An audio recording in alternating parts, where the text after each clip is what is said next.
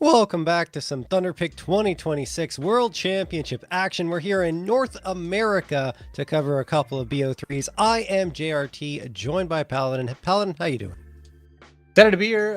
Hopefully we'll have a full day of games. That's my hope. But yeah, I think we've got a couple of good slated teams to play today. I'm really excited to watch this Aether team play. I really liked the kind of development they've been going through. And yeah, InControl having an opportunity up against Girl Kissers, I think that's going to be a fun game too. Yeah, I think we'll look at the schedule, right? We'll bring it up for you guys so you can see what it's all about and what we just basically said. But Aether up against Shimmer is our first one. And afterwards, InControl GK. I think InControl has a sub coming in as well. And there's changes on the roster for pretty much all of these teams. I would say at least 3 of the 4. I know Aether, Shimmer, and InControl have had changes recently. But yeah, look, let's talk about, I guess, the schedule and look at what's happening today. It's not the schedule. What am I saying? We're looking at the schedule right now. The bracket is what I meant to say. And yeah, FarmVille yesterday, we had that forfeit, the second map, right? That was forfeited by OverKnight because they couldn't get their 5th player to connect. So that was a bit unfortunate, but it felt like the result was going to be in favor of FarmVille regardless. And now we're going to decide who's going to face off against FarmVille in this Aether versus Shimmer match. Yeah, I think the FarmVille team that we have, I think, would be the favorite in this group. That being said, I still feel like though as though Aether have an opportunity to potentially cause an upset there and qualify up through that upper bracket, and we'll see what they can get done. But of course, Aether still have to get through Shimmer today. Yeah, I think we can get started on in terms of the roster discussion as well. Shimmer is a team that honestly I feel like always punch above their weight, regardless of what team that they play up against. I think that I love their set pieces that they have. I think they still have some solid heavy hitters on this team. I've seen a lot of cool stuff from Alice on this roster, who's been added in recently, and of course Empathy is the player that everyone knows to be the heavy hitter on this roster as well. Yeah, I mean, they lost Fox recently, joining up with FlyQuest. I say recently, it was in January, but like, you know, they haven't played much Counter-Strike since that point. And I agree with you. I think there's some promising pieces that Shimmer has added, but at the same time, they haven't really been able to find much success over the last 3 BO3s they've played in this month. It's been 0-6, unfortunately. Some close ones, right? Against 900 FPS versus Eco, they went to, I think it was triple or quadruple overtime, losing 18-22. And then in 1 OT, losing to InControl on Nuke 13-16. Outside of that, it's been pretty one-sided against them, unfortunately. And I mean, if you looked at the map pool, the rest of the maps they've played, there hasn't been much. So I don't know. We'll have to see. You never know what you're going to get. And I do feel like, as you said, this is a strong team that's been put together, so they can compete at this level, but it's about being consistent, I would say. And let's switch gears and talk about Aether. And this is a squad. There are rumors swirling about changes coming, but right now we're going to have Brett, Andrew, Honest, Zayler, and Serum coming in. I thought Seb would be playing here, Paladin, but it looks like Serum is going to be the one that gets the call. Yeah, interesting that Serum's the guy that will be involved today. I've not necessarily watched enough of his gameplay to have a strong opinion about him, but if we still want to go with the more exciting aspects of this team, that is Brett being the captain and Honest being the most recently introduced rifler on this team, who has been really exciting me. I think he still has a ways to go in terms of developing against top level NA opposition, but for right now, all this work that he did on Outfit 49 and the work that he's continuing to do on Aether has turned my head for sure, and I'm very excited to see this guy's continued development. No, it's great to see young talent coming in, right? Under 20 talent in North America is not very common, let's say, nowadays, because it's hard to get, players and younger guys into the scene because it's difficult in North America right now. But Honest is there, and he is looking very promising. I agree with you. I loved what I saw from him on Outfit 49, and I do hope, like you said, that he makes the growth, gets that progression in terms of hitting above his weight class right now, which is, I would say, right below top ECL competition, for example. Anyway, let's check out and see what the vetoes are going to be here between these two squads and what maps we're going to get. I don't know, like, if we can say too much as we got it on our screens here in terms of what Shimmer will be able to bring, because they've only played 6 maps over the last 3 months, but they will pick into Mirage, and that's the map where they went into that triple overtime against 900 FPS versus Eco, and then Ancient comes through for Aether. That is not a pick they go into very often, but they decide to go there as of now, and banning Nuke was interesting as well because that's usually their pick. I'm curious about this one. How do you feel? Yeah, I think that the Mirage pick is solid for Shimmer. This is, again, where I think they can do their best work in terms of some of the cool set pieces that they have and how they actually want to approach some of like that A-side takes. Some of their flashes are pretty inventive as well. But I do think for Aether side of things, they have a lot of great sample sizes to work with on Mirage and Ancient, which are the two most played, or two of the three most played maps in the pool for Shimmer. So there's a lot to kind of sift through for them, and I do believe that they'll have basically everything that they have in terms of trying to counter a lot of those set pieces and those executions and figuring out how to play around it. So I think for Aether, they should have a pretty easy time to get through this series. But I will say on Dust 2, if it gets there, there should still be, I mean, you obviously give a little bit of a chance to Shimmer in that sense, but I still feel pretty confident how Aether likes to approach that map as well. Yeah, I mean, usually Aether are banning Dust 2, right? Like, they don't pick it ever. It's a 48.1% ban rate. So I'm curious to see it go through. You're right. Even when it does go through, they're still pretty effective on it. And I'd imagine that they will be just as potent if we get to a third map of play. So interesting Veto, but we'll see how it plays out. Let's check out the head-to-head now and see who we've got in that one. It is Honest, the player we highlighted earlier. 1.19 rating over the last 3 months. A lot of matches played, and you can see that in the amount of kills that he's racked up, a 93.7 ADR. And on the other side, like I said, it's a small sample size here on the side of Shimmer, right? And you see the highest rating on the team right now is below 1 at 0.98. It doesn't paint a pretty picture, but again, we don't have that much data on this squad, so they could still surprise us. Yeah, definitely. But in my mind, I am just thrilled to watch Honest play some Counter-Strike today. He's been the guy that I feel like is just improving month on month. There's a lot of confidence that I see developing in him, no matter who the opponent is.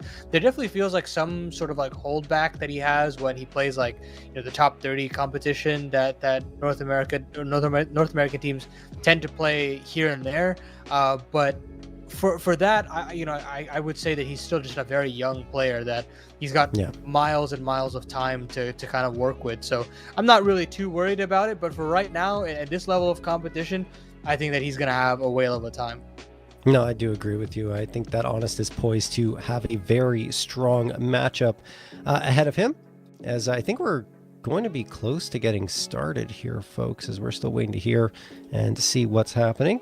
I do have an update. We're still missing a player. We're still waiting on a player, so we won't be starting just yet, but I would say soon.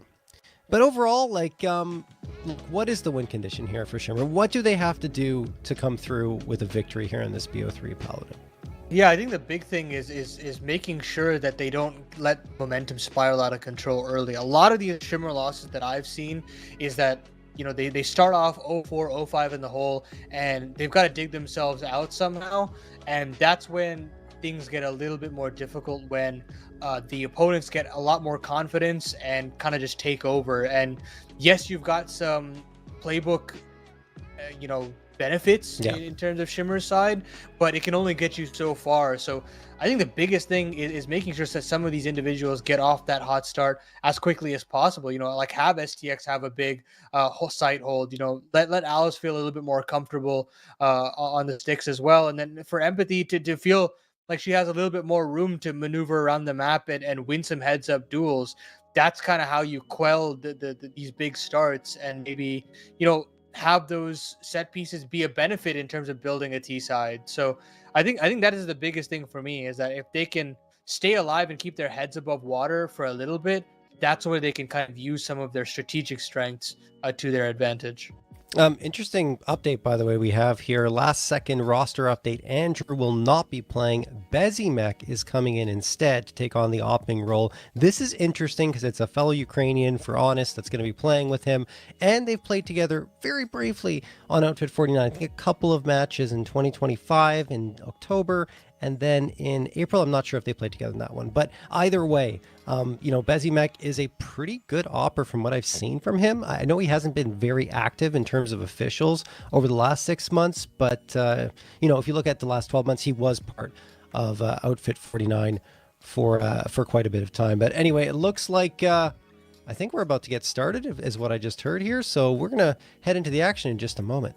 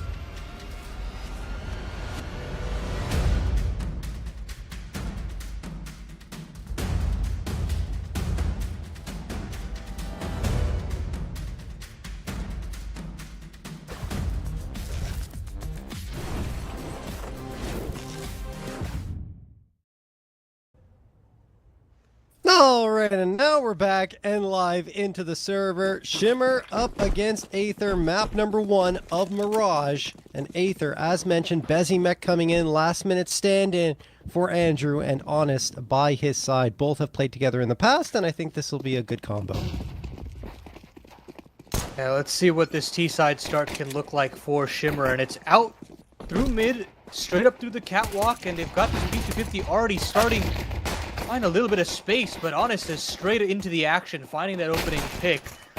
Cut down now, Zayler feeling a little under pressure in the back of the B bomb site, but the split is successful. They found their way into this B bomb site. They should be able to get the bomb down, but Brett's gonna go charging through straight away. Only good for one. Russ Bezimek can do a 1-on-2 clutch. And can't actually connect. Finally does. Empathy down. It's just Alice, and position is known. What? And Bezimek on the fadeaway will find Alice in the back of the B bomb site and get an unlikely pistol start.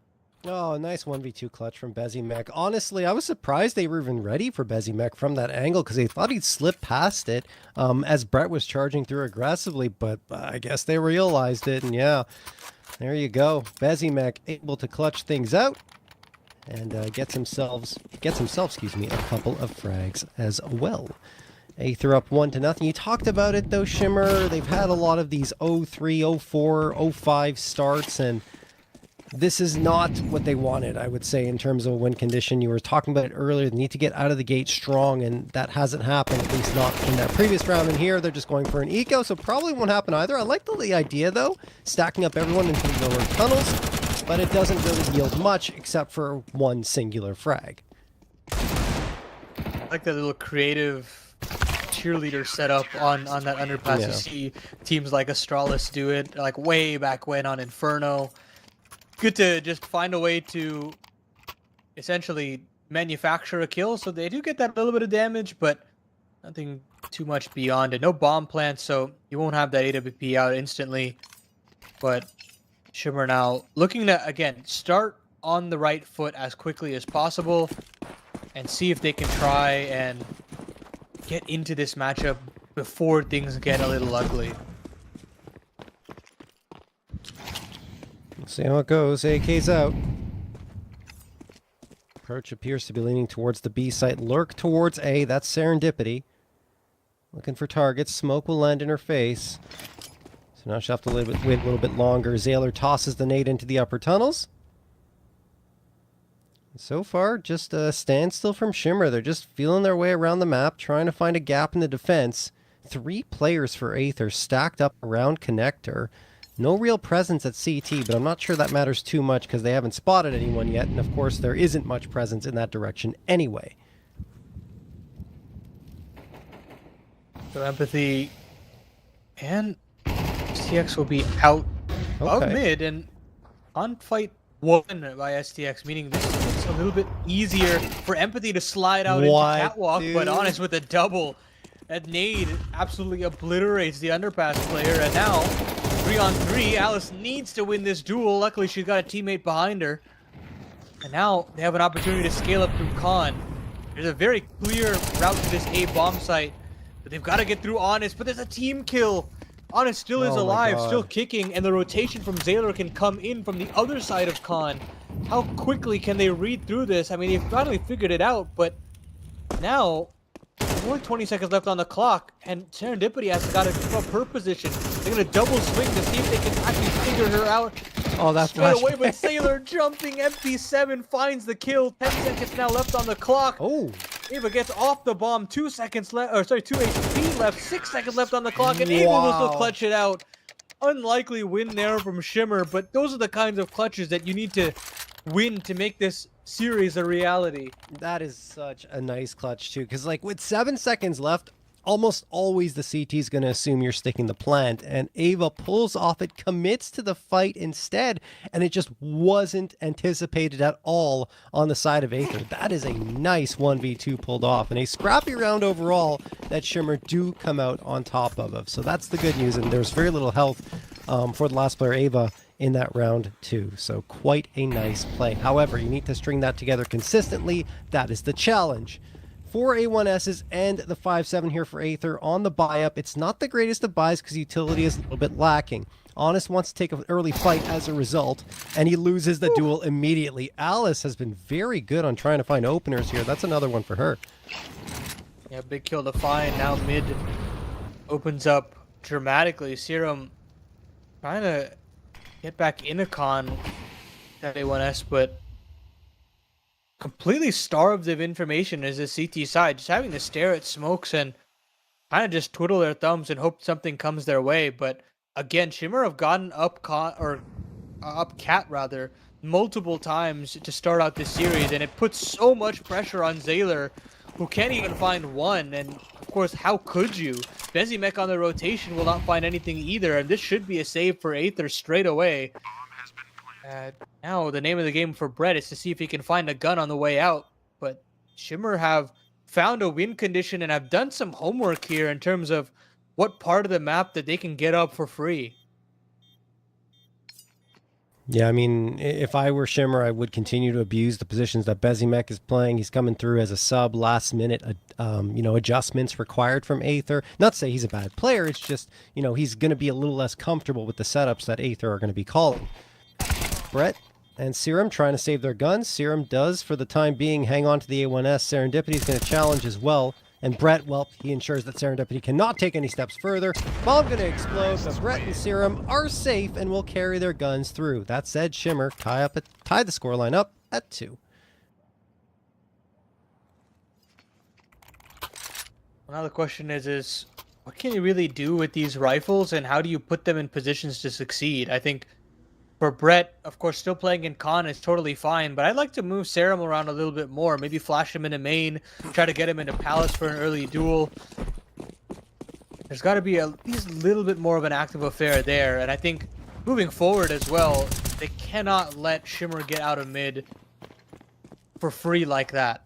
Con smoke comes up, window smoke comes up, there's got to be a nading open up the smoke. There has to be some active play, at least to take another part of the map, potentially, in terms of apartments or palace, depending on, what they feel. But that is something that they can't just give mid control over like this, round in, round out. Certainly not. Ava maneuvering her way towards underpass and the B site. Shimmer just getting that mid control for free. Again, talked about it. It's not something Aether want to do, but in this round, they won't have that much of a choice because they're more limited in terms of their utility. In fact, there's no utility, and they only have the 2 save A1Ss. So Empathy will win the first duel against Serum. He's not able to do anything in that. I don't even know if that A1S is recoverable right now. Given the position that Aether are in, they have 3 players committed towards B. Serendipity is going to find out that there isn't much presence here. Towards the A site, will she look over the player in Palace? Probably, because Brett's already committed in that direction. He won't get the spot either.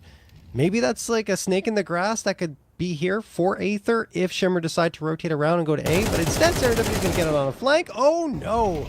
Oh no! That is a whiff spray. It might not make a difference because the armor, excuse me, not the armor, the weaponry is not necessarily there for Aether, and yeah, it won't make much of a difference.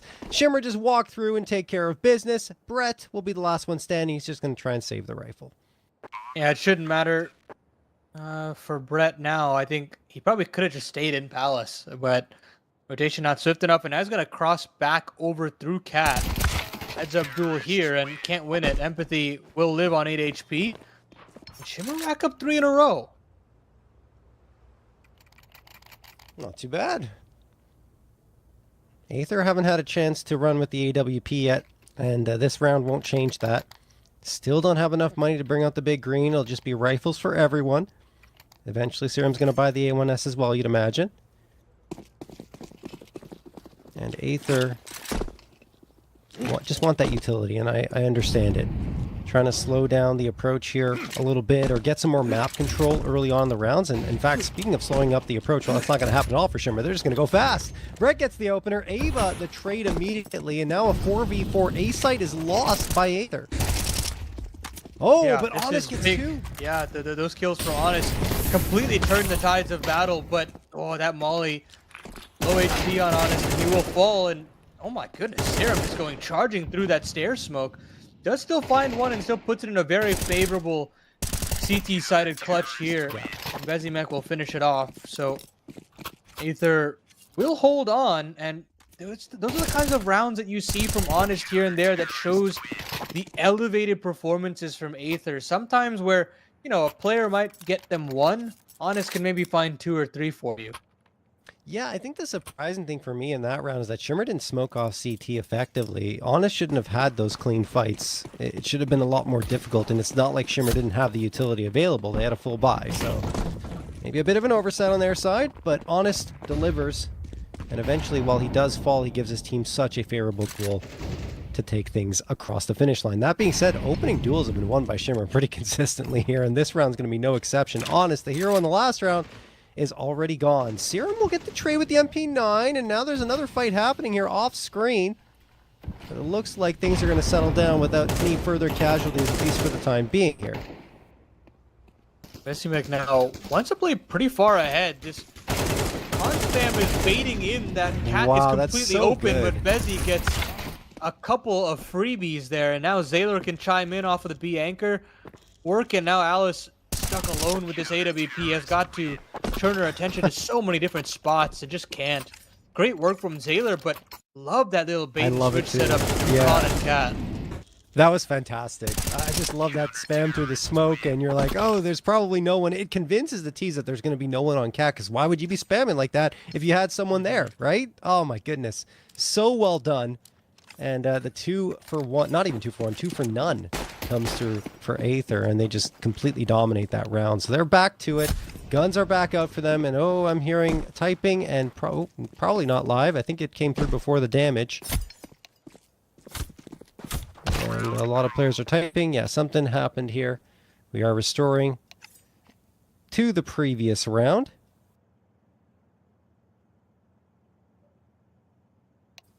But yeah, I love that play from Aether. It was really nice. And of course, Shimmer struggling now to string rounds together after what was a pretty impressive 3-round run from them. Yeah, I do like just how decisive they were. I think sometimes Shimmer can be a little hesitant in when they want to make a play to actually commit to it, but I mean, you can very clearly see that the way that they're able to split onto the B-bomb site a couple of times now have been wonderful. But moving back over to A, definitely it's less to be to be desired there. I definitely think there's some stuff that has to be worked around with there before they can really have their hold on that A site. But for Aether now, in their minds, they want to see as many CT rounds as possible. Just considering now you're getting a lot of your players online. Bezimek feels a little bit more comfortable on Cat. You're starting to get a bit more con control in terms of Serum and Brett. Of course, Honest has had a couple of highlight moments already as well.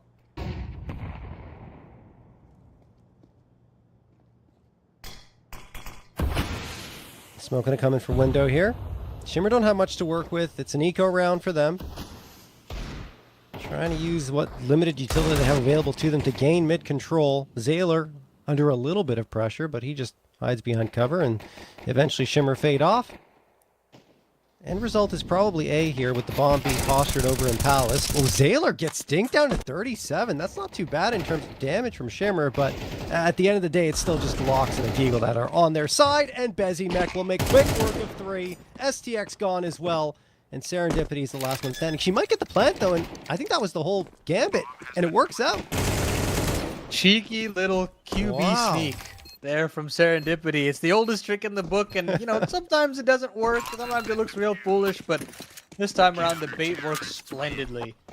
Aether will win the round, but Shimmer wins a little battle on the way out as well. So now we'll have Alice on that AWP straight away, and Aether with an opportunity to hold on. I mean, they've got 3 AKs still moved on over into this round. Got plenty of cash to be a little bit more aggressive as well. This is kind of the worrisome fact of some of these series that I've seen Shimmer play is sometimes the momentum can get kind of out of control, and Serum definitely felt like he could be a bit more aggressive there. Great flash from Empathy, and Empathy just completely goes tearing through middle. charging up through the con side and has instantly found a couple on her own. Oh, it's just Zayler. And I don't necessarily think he has much to say in this round here. He'll try to hop in a window eventually, but that's being watched like a hawk. And Shimmer will find their way through sheer mechanics, it feels like. Yeah, that was maybe some overzealousness from Aether as well. Like, they kept taking fights again and again and getting really aggressive into mid, and I can't blame them. We talked about it earlier. We wanted them to see them get a little more aggressive in that regard because they were allowing Shimmer to take the space for free. But yeah, that was very nice mechanically from Empathy. In particular, she really did a nice job cutting down the Aether players. Felt like they were just a step too slow on multiple occasions. Now a timeout called by Shimmer to talk things through. This half hasn't necessarily been controlled by Aether. I mean, yes, I see Honest is now not on the server, by the way, so we might have a technical coming through after this. But yeah, like Aether have looked perhaps more potent overall in the gun rounds, but Shimmer in that one, if they can keep playing like that, then they could swing things back in their favor pretty quickly. Yeah, certainly. But it should be a not live. Yeah, okay. Yeah, it's not. So that timer counting down for a sec there. Luckily, it's not a pug, John, because I feel like in CS, sometimes they just play the round out and they don't even give you an explanation. Indeed. But everything's going to get back underway pretty quickly as Honest is back in the server, so we don't have to wait long at all. Round number 10 about to get underway. Bezimek will have the AWP in this round, and the 4 A1Ss around it. We'll see what he can do, or continue to do here. STX moving her way towards B. It looks like she's the lurk this time.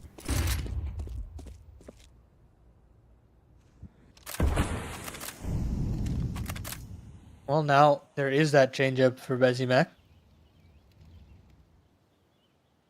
But still not too much of a big changeup. It's Bezimek trained in through the apartments, allowing for an extra rotation to come over to bolster up some mid control. But again, a lot of space taken by Shimmer and not a lot of pushback from the CT side. Honest has gotten up in a ladder and they're waiting on this smoke to fade to potentially clear things out. But Serum has spammed a good bit to figure things out, but there's a walkout through Con here, just completely catching Aether off guard.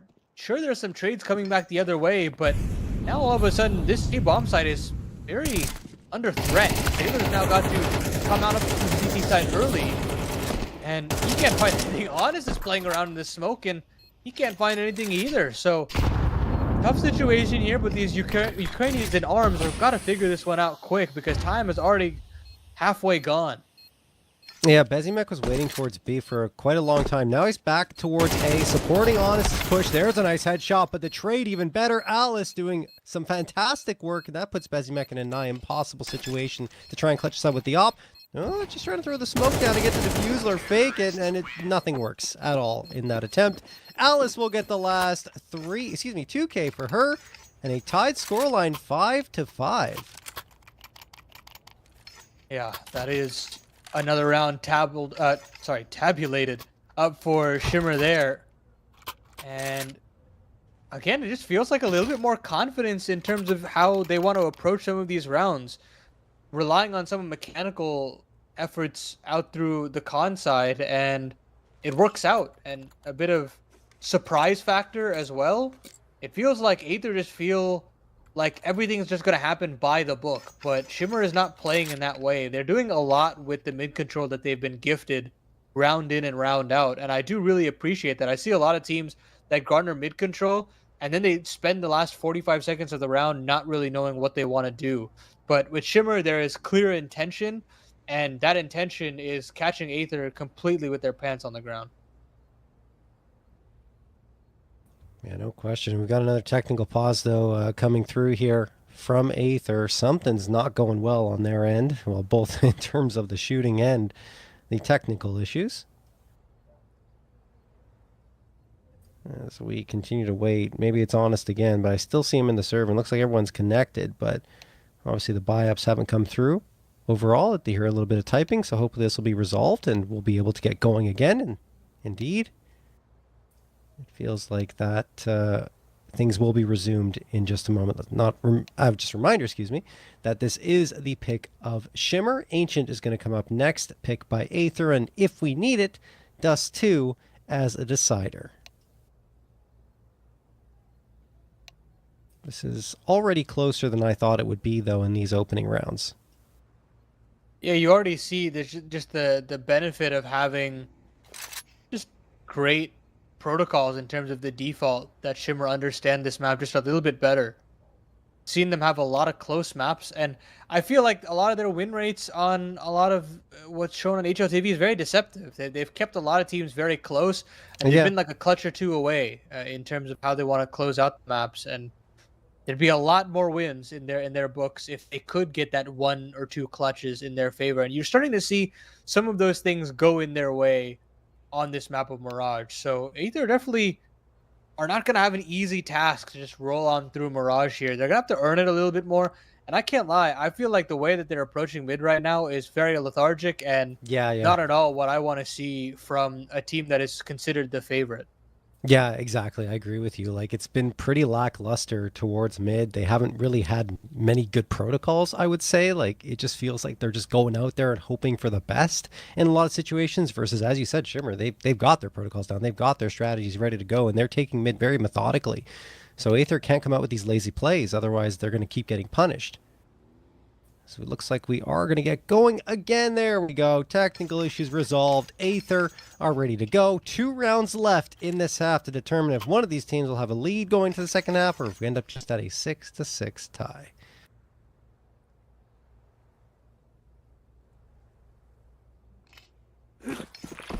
But not the greatest of purchases here for Aether, but they realize that we're getting to the tail end of things here. And they're going to need some of those CT rounds on the board. It's a little bit more of a B-centric play here for Shimmer. Just an execution off rip. Catlurk also coming through in the form of Ava with this Mac 10, but Honest should be able to deal with this in just a moment's time. And he does find that kill, but that nade is absolutely brutal. It makes things a lot more difficult for these Ts encroaching on this B bomb site. And what do you know? There are 5 CTs as well to deal with. And Serum, he's just going to town with this MP9. Huge triple from him. Upgrades aplenty. And Aether have a commanding response in round number 11. It's an insane commitment towards B at that point. Everyone rotating over, I guess, because obviously they've got all the spots and it's down to only 2 players, but no one left on original rotation have come through, and well, it didn't, so it doesn't matter. Well played by Serum, getting that 3K. And now we head into the 12th round of play where Aether are looking to get a lead into that second half, but Shimmer have been just so resilient throughout this T side that I expect to put up a decent fight. That nade was so good, though. I think that nade is really what gave them such a difficult time going in towards B, because they had already taken like 30% damage across 4 players, so those M4s become way more potent.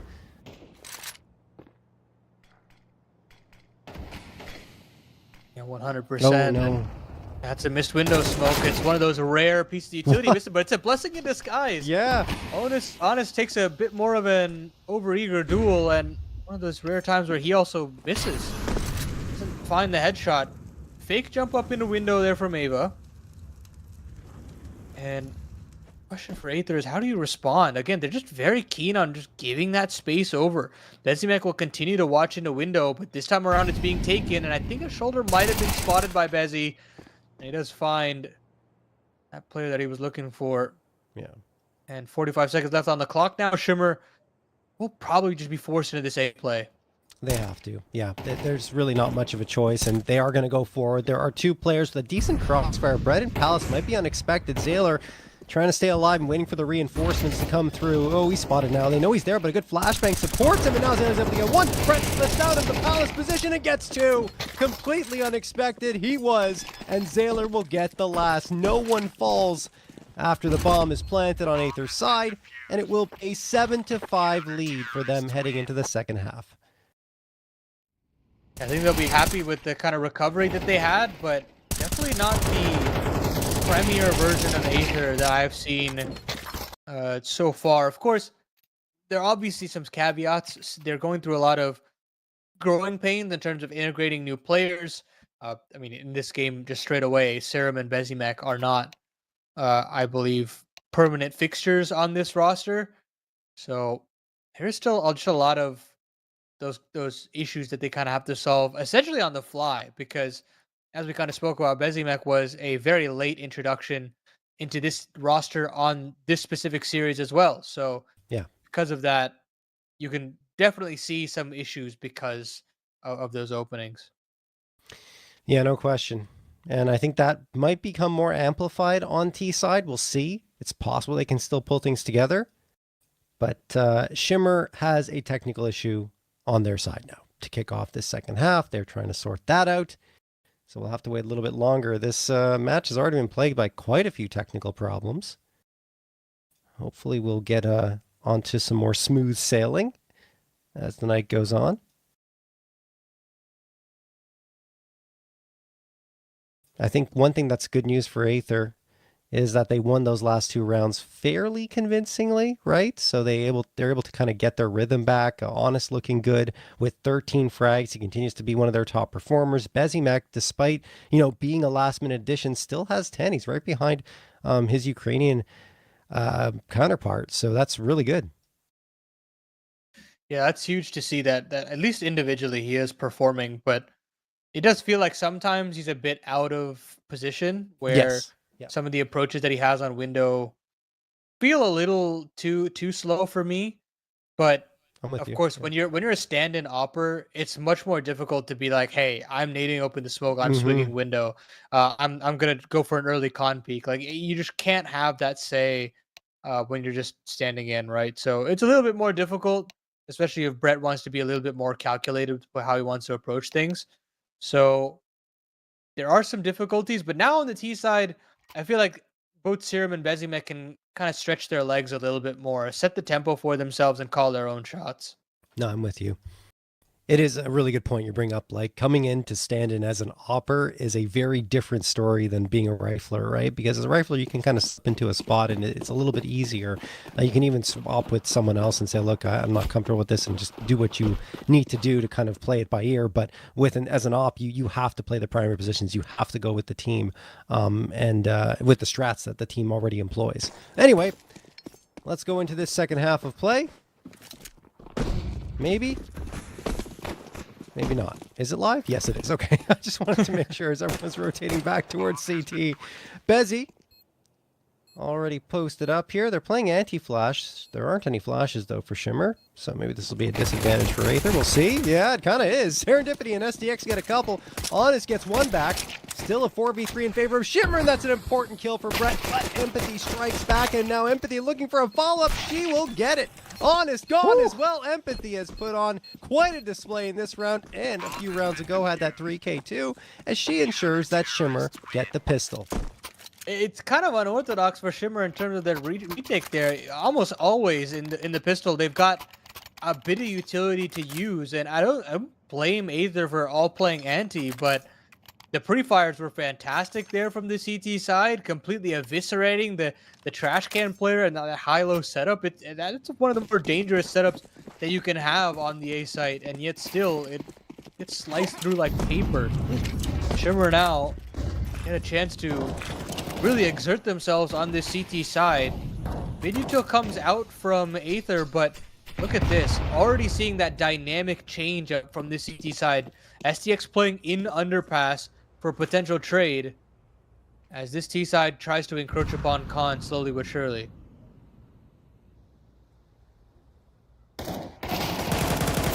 Oh, Empathy does get one, but traded out by Honest. That's a big kill for Aether to find, as Empathy has given all of Aether fits and starts throughout this map. Now SDX is the one getting the shots, though. Serum and Zale are gone in their attempt to approach that B site, and that's also bomb lost in STX's control as she gets aggressive in towards those tunnels. Yeah, that was a great piece of lurking there from STX, trying to get into underpass, and the guise of the con smoke gives her way, and there was no real B-lurk. The B-lurk came pretty late there from Aether. Nobody was really checking for a potential underpass lurk because she did it completely silently. And Aether paid the price. Again, more chinks in the armor here being exploited by Shimmer. And they're playing the better game of CS here, no doubt in my mind. I mean, the protocols on the CT side looks much more active. They're a lot more in the face of Aether, and Aether just feel very muddled with how they want to approach this offensive side out the gates as well.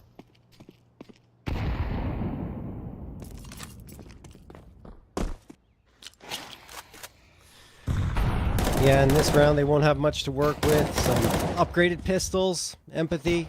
She needs to have her way with this squad. However, I say that, but Honest hits the headshot. That's a gun on the ground if they can get to it. They don't have the util to block off connector. STX does toss one. Does she realize Serum's through there? No, she doesn't. Serum trades out another frag, and that is an upgrade to an MP7. The A1S is perhaps recoverable now. We'll see. Ava looking to get it back, but she's actually fallen back, and maybe Aether will be the ones to get it. But no, they've already given up on that. They just want to get this bomb planted and find some space in towards the B site. They've taken the right approach. There's only one player here. Ava has done some good work in terms of anchoring, and she's actually found a dink straight up through the smoke. And not necessarily intentional, but Honest still has a little bit more of something to say. He finds another Deagle headshot. This MP7 trying to close the distance, and he's found serendipity as well. It thrusts the Opera of Alice into a clutch. 71 HP between the two of these players, and one barrel has been spotted. Alice trying to piece this one together, and it spotted out that second player. Knows exactly where Serum has got off to. Tries to pre-fire. Running out of bullets though. Finds it on the last couple of bursts there. And Shimmer continue to rack up the rounds, now taking the lead. Wow. I mean, that's just a bit of an oversight on the side of the Aether. Don't realize that someone could be coming from market, which is surprising. Just giving up information is Serum. And after that, once the player is spotted out that's Honest on the site itself, then Shimmer are able to close the door. Still a very nice round from Aether regardless. Let's not forget that was an eco. So a strong performance from them, forcing a lot of investment out of Shimmer. And you see the live odds still heavily favoring Aether despite the fact that they're down 9-8 right now. Wow. I mean, Alice going to get the opener with the AWP this time. The 5v4. This Aether just going to try and ratchet up the tempo and the pressure towards A.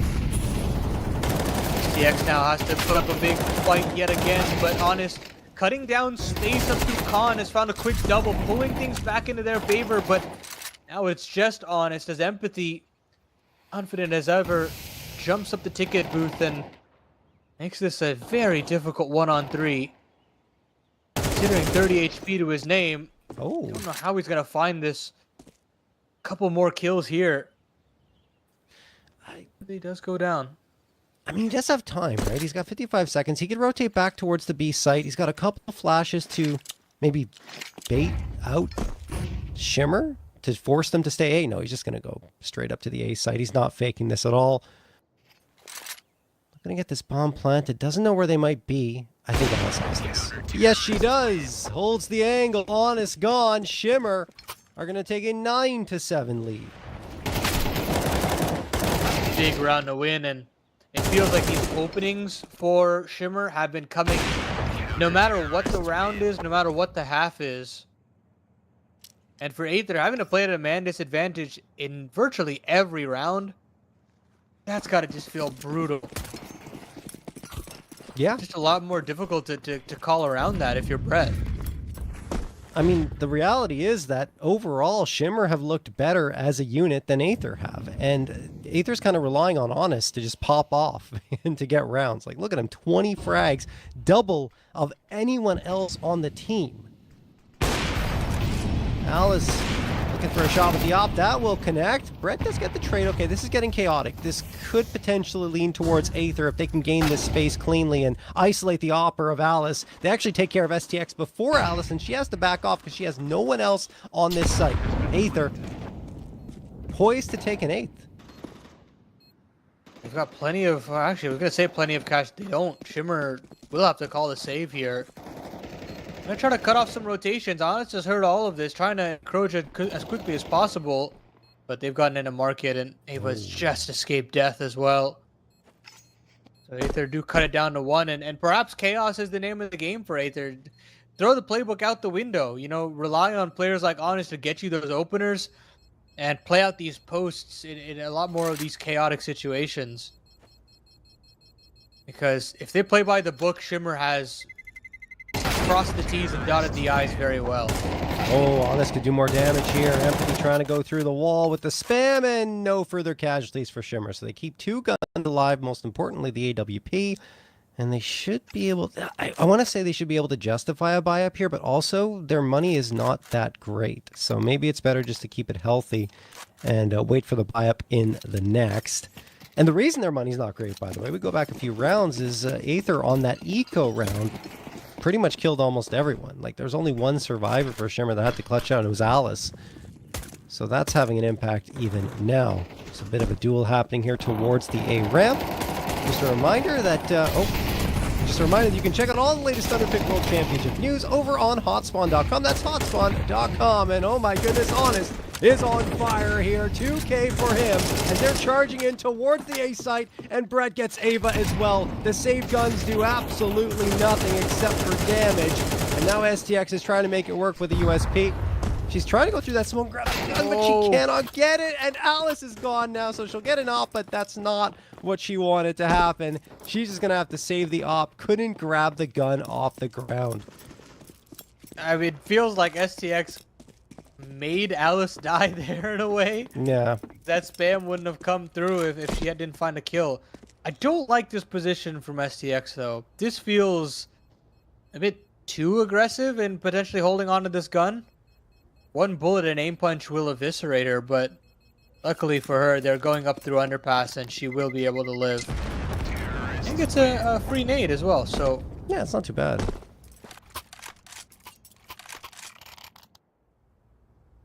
Not too shabby.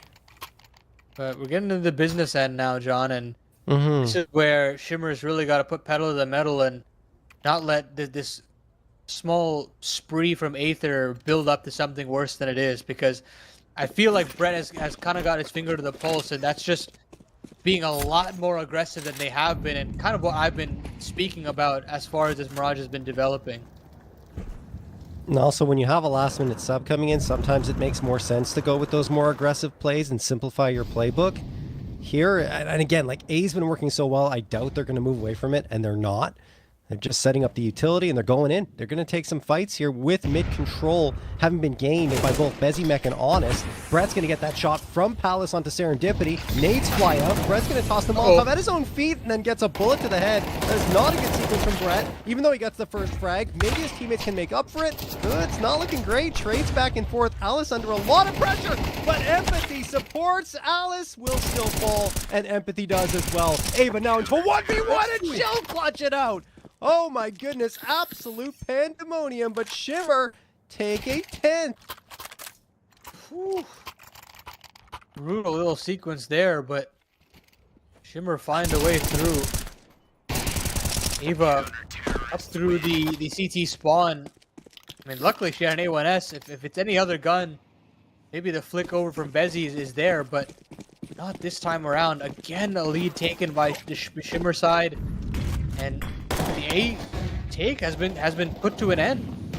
That makes things a little bit more difficult, and Thunderpick live odds still not shifting. Still pretty favorably in Aether's way, but still say, John, I still feel like Shimmer is playing a hell of a good game here. They're going to split into B this time, Aether, and this time they've gone up pretty quickly. Empathy and Alice really have to figure this one out as quickly as possible. Yes, they don't have the bomb. That might make things a little bit more difficult, but they will be able to move down now, and Alice is very, very dead.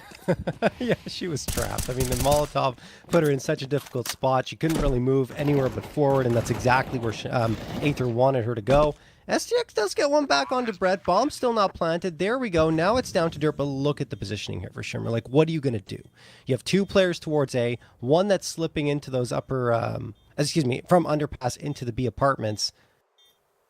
Your money's not great. Like, this just has to be playing for exits. I feel like going for it might be a step too far. as you would put yourself in a very tough spot in the following round.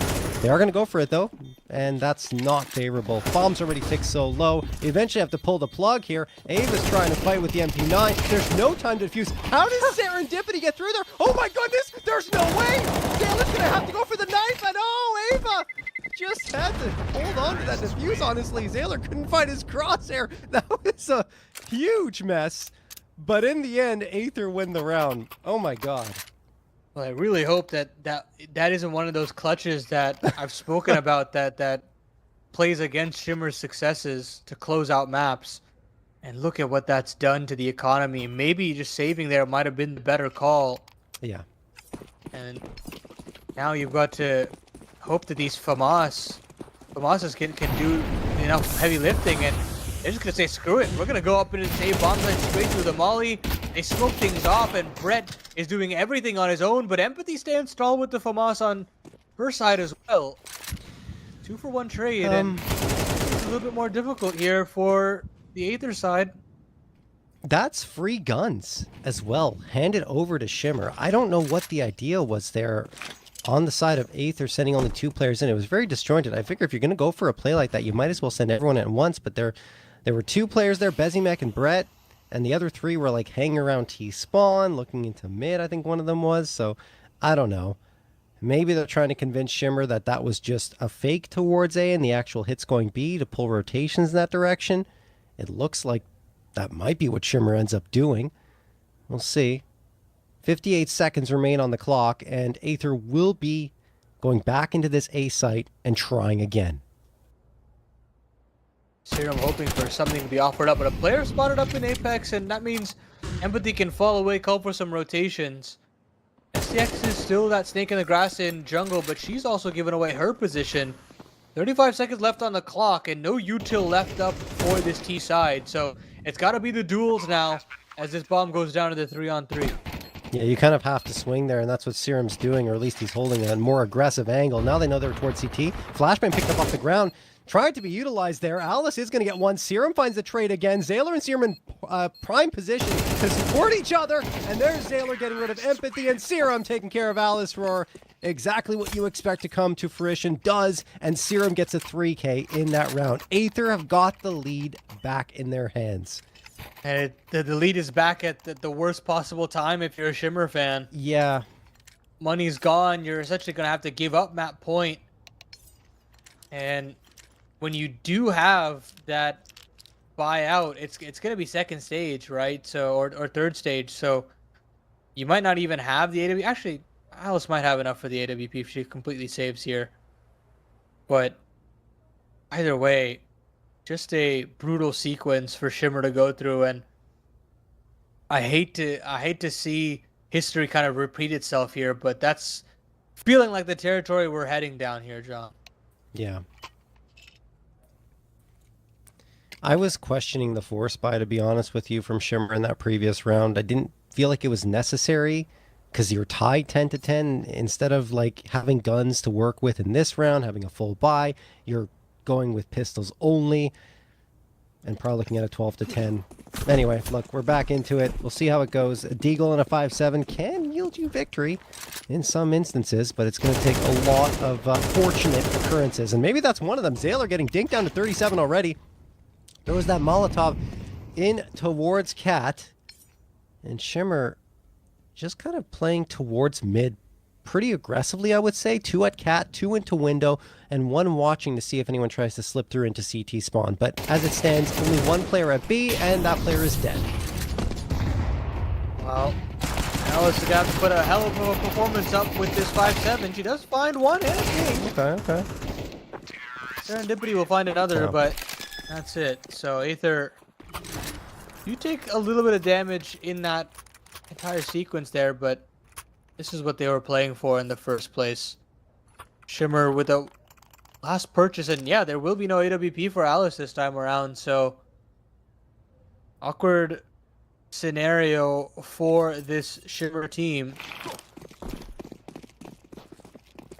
But for Aether, they found out that secret sauce to play with a little bit more bite, a little bit more pep in their step, and Shimmer seemingly have no response to get rounds back in the other way. And again, more contact out this A side. STX is gone, so is Serendipity. Brett going into connector at the perfect time, and Serendipity's focusing on more towards the A hit. Honest gets Alice. This one feels like it's over, and yeah, it almost certainly is now. Ava trying to clutch it out. They're going aggressive. They don't have to. They're handing her fights.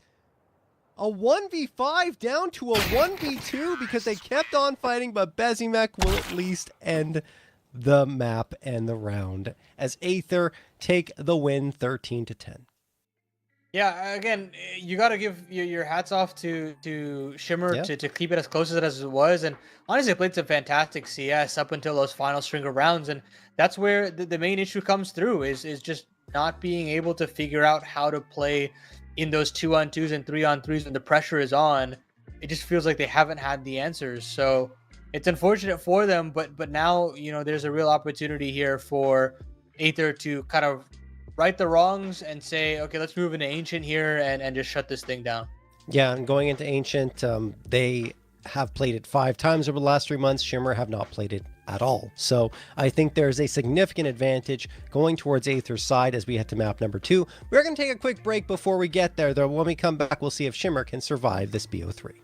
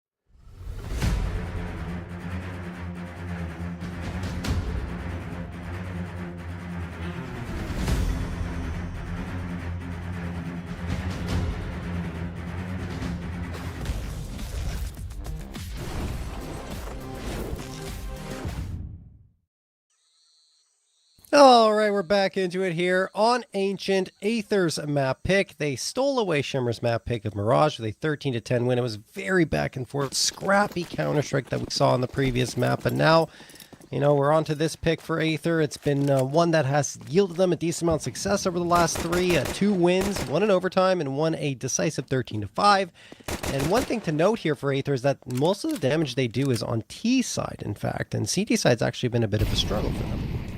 Yeah, I think Brett has a, good understanding of how to approach this map from a calling perspective, and you can see here, he has gotten himself a pretty much free B bomb site. Huge kill on STX, and just a complete bulldozing of a T side from Aether here on back lane, and that's as quick as a pistol as you could ask for. Yeah, they just kind of just charged out there, didn't wait for the fights to come to them, went to the fights instead, and didn't really miss a beat. 1-0 in favor of Aether. Shimmer will not be forcing up off of that. Looks like they're just going to go for the eco. Deagle upgrade for empathy. She was the most potent piece for the squad in the previous map. This time hoping that Deagle will yield something. They're just going to charge with it and hope for the best. Could work out for them. We'll see. Brett gets 1. Traded out. Alismore gets 2 with the USB off. A great flashbang from STX. Guns on the ground recoverable here. But Aether have the read. They know the B site is clear, so they're just going to go for the safe play. And that is to get the bomb planted. Smoke going to get thrown out towards CT. Bezimek takes care of Ava. And there is a bit of a threat on the other side because Shimmer have recovered a Galil, but they've decided that the best course of action is to save that gun. Yeah, this is the right decision after all. Empathy will try to scoop up the MP7 that was also on the ground, but a shoulder was showing, and Bezimek will punish. The Shimmer will go down 0-2, and should be able to hold on to this Galil. As long as STX doesn't swing. But she's going to get cleared now momentarily. She will have to stand and fight. Oh, wow. No, she won't. A bit of a pump fake from Bezimek there, but Aether still get out onto the start that they were looking for.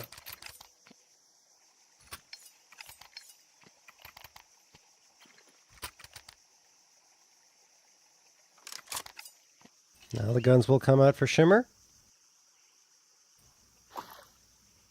Gonna have 2 A4s, 2 FAMASas, and a Galil. It's not the ideal buy-up for them, and they will call a tactical timeout to talk things over before getting started in this round. Only 3 frags in the first 2 rounds, as you would kind of expect, given the way the pistol went in the previous one being an eco.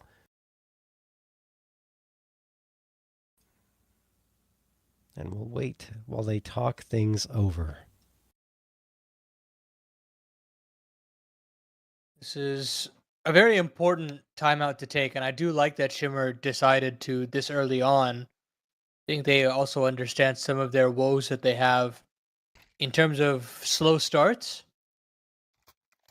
And while they were able to clutch out and keep it level for a little bit, it did spiral out in that kind of middle portion of the first half. So I think in Shimmer's mind, they do put a lot more pressure on themselves here to try and perform up to their standard.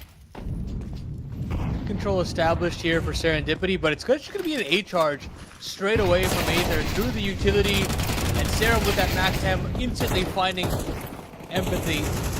Great trades from Bezzy as well. Ooh, spam from STX is good, and Honest kind of jumps the gun there in terms of aggression. Now in this 2-on-3, you're going to really struggle to put the bomb down. Bezzy does pull it to a 1-on-2, but smokes are starting to fade.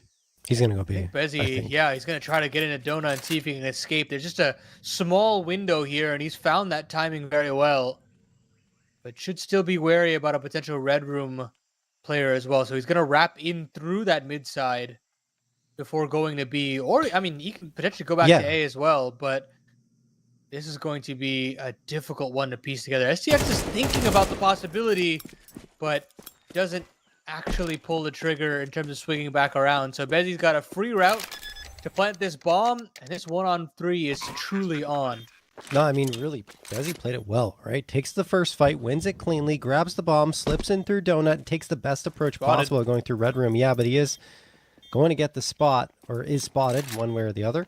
He knows there's players coming through, hits the headshot. Bezimek clutched out the 1v3 absolutely beautifully. What I wanted to say was he took the best route possible by going through red room, because he knows that they were going to put the pressure on towards A, so he goes into red room, can get a cutoff kill, which he does, and then can decide, do I go towards A or I go towards B, which you probably know is clear right at this point. And yeah, he goes towards B and then gets the clothesline onto Alice. Very well played by Bezimek, and Aether get the 3-0 lead. Another stellar start here for Aether, and this one looks a lot more poised, I will say, John. It feels like a lot more put together, and this seems like an Aether team that is a lot more hungry to shut this down as quickly as possible. 1 for 1 in A main here, and Serendipity tries to get away, but Serum hears all of that. So you're really resting on all your mid/A approaches to that MP9 of Alice, and she can't find anything, and neither can STX. Honest finds 3 in the round, and Aether handle that eco with ease. Yeah, not really struggling at all in that instance. 4-0 in favor of Aether. Here comes another Shimmer buy-up. This will be more potent than their first one. They've got the AUG in play for STX, the AWP for Alice, and 3M forced to round out their buy. While Aether continue to run the AKs for everyone. Money hasn't necessarily built up that much because you've seen a lot of, just very aggressive Counter-Strike coming here from Aether. In some cases, too aggressive going for fights. But here they're, well, charging up into B. Let's see how it works out. Beautifully. That is absolutely perfect. Off of Brett's flashbang, Serum and Zayler take care of business. 5v3 and Shimmer are just going to save. They've got nothing to say in this round.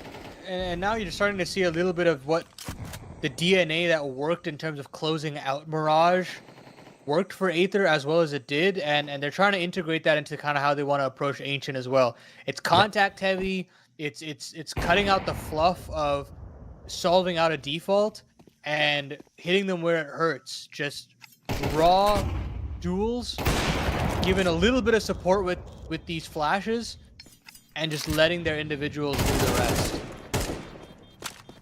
They're having trouble chasing down these guns on Shimmer's end, so I think that these 3 rifles should be saved over. Yeah, Alice hitting the shots, and at least that will go their way. And once more, a bit punishing on the economy for Aether, but they are looking fairly strong in terms of money anyway, so they'll get the full buy-up. Bezimek actually going for the MAC-10, so this indicates to me that we're going to see another quick play with Bezimek leading the charge. It's the only reason you'd lean into a MAC-10 in that instance, with that much money on the table. Yeah, I'm thinking that that's definitely what's on the cards here, John. Bezzy now charging up this B bomb site. The molly doesn't even drop fast enough. And look at that, instantaneous dink from Bezzy. There's a team kill involved, but Bezzy didn't find the dink that he was looking for. It puts a lot of pressure on Ava, and she stands tall for 2. Zayler's got to be the one to clutch up. Could be able to pick up that bomb, but I think he's just trying to shave off 1 before he can play out the one-on-one. But look at this active play from Serendipity, already wrapping up through elbow, and should have the jump on Zayler as he moves back over. And Empathy's made the spot out. Doesn't win the fight, but this is all set up. It's all set up for Serendipity to win out the one-on-one, and Shimmer on the board. I mean, Aether just trying to go for these quick plays, like you said, and it's been working out for them. But in that instance, the TK may be a little bit problematic, right?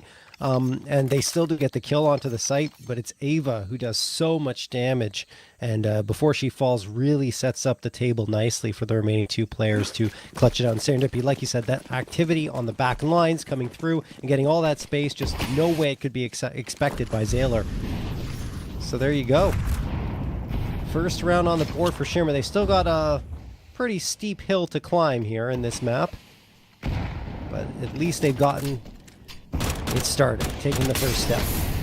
That's a nice opener again from Alice. Yeah, very nice. So, needed that, and now Alice has got a little bit of pressure, but luckily her anchor is right behind her in Serendipity. A 3rd rotation also coming in from another side on CT as well, but Honest has gotten in a donut. Had a couple of players on a silver platter. Does still find Alice as the dust settles. Bomb is still all the way back near spawn side, so there's still a world where they can pull away and reset the situation. Resmoke up on a red room. And Bessie has gotten control of that package. And yeah, looks like Heaven into B is potentially the option here, especially considering they've got this red room smoke up. But Shimmer are a little bit more quick to the punch, even out with the rotation, and STX considering the rotation as well. Yeah, Ava typically anchoring down B is going to return to that position. Reinforcements aren't far behind if she needs them. But I do feel like a kill is a must for her to make this round more comfortable for her team. She's got the right idea, but she looks away at the wrong moment and she can't recover. No kill comes through. STX will quickly try and regain this space. Bezimek and Honest are kind of lined up here, and eventually they will separate from each other. Honest gets the first, and the second goes to Bezzy. Oh my goodness, it looks so good for Shimmer, but the perfect approach is taken by Aether, and honestly, the timing favoring them, right? Where Ava turns away at the worst possible moment. There was a brutal sequence there for Ava, and STX as well trying to wrap into B. Honest is pushing forward in that situation. What have you ever seen a 2-on-2 like that, where your two low HP players are playing forward in the site rather than in the back lanes? Just a brutal sequence for Shimmer to have to piece together, and they realize a little too late, and they want to go back to this really up-tempo B play yet again. Because he's gotten up through Banana so many times at this point, and has gotten essentially 2 kills every round as well. This round is no exception, and it's just Empathy looking to see if she can get a couple of exits on the way out. Yeah. So Aether don't want to back down from this aggressive style, and I can't really blame them when you look at the success rate, right? One round doesn't go their way, but outside of that, it's been fairly successful. You got to keep pushing it forward. Empathy going to get a couple here. She's doing a pretty good job, but eventually she will fall. And that's been a consistent pattern, at the very least, in these rounds, that Aether continue to lose bodies, so their economy hasn't been able to build up as much as you would expect it to be with a 7-1 lead. And of course, just a reminder, folks, to check out all of the latest Thunderpick World Championship news over on Hotspawn, .com. That's hotspawn.com. As we head into round number 9, Shimmer are going to call a timeout.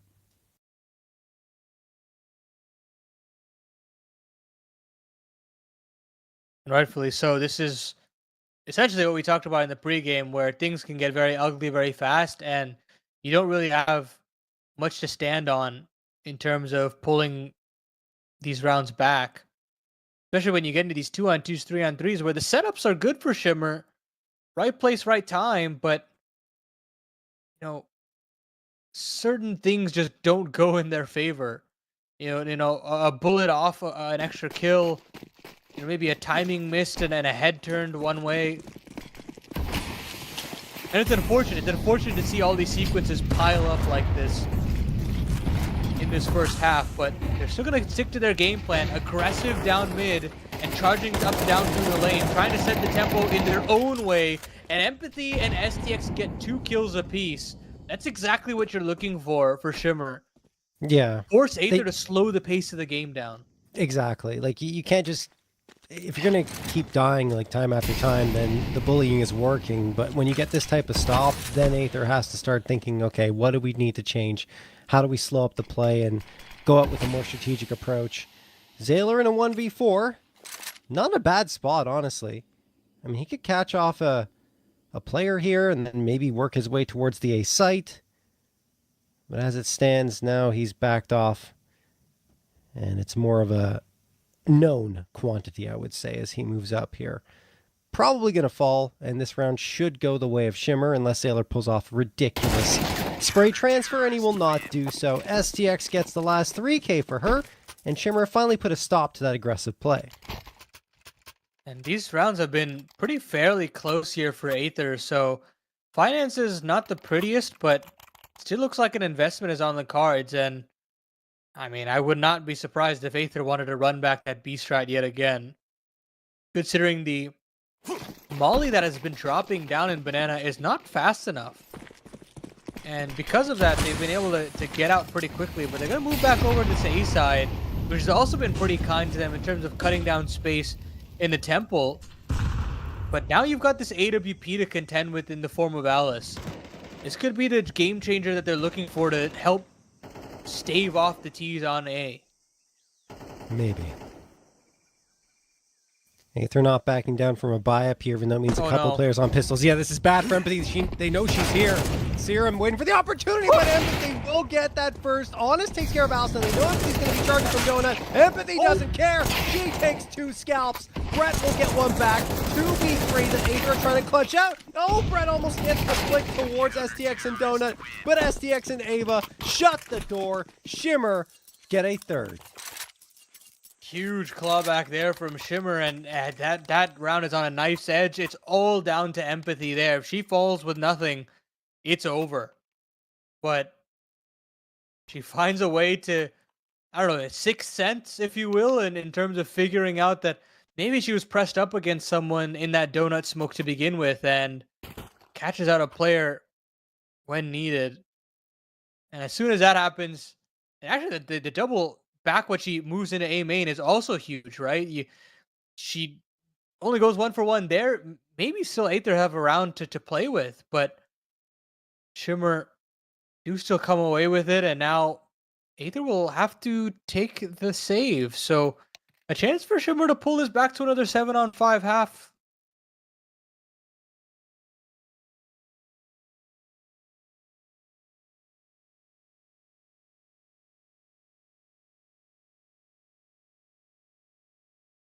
Yeah, big opportunity, honestly, given that, like you said, there's not much here for Aether heading into this round. Let's see how it goes. Maybe Honest can pull off some of that Deagle magic that he's been known for, both here and in the past.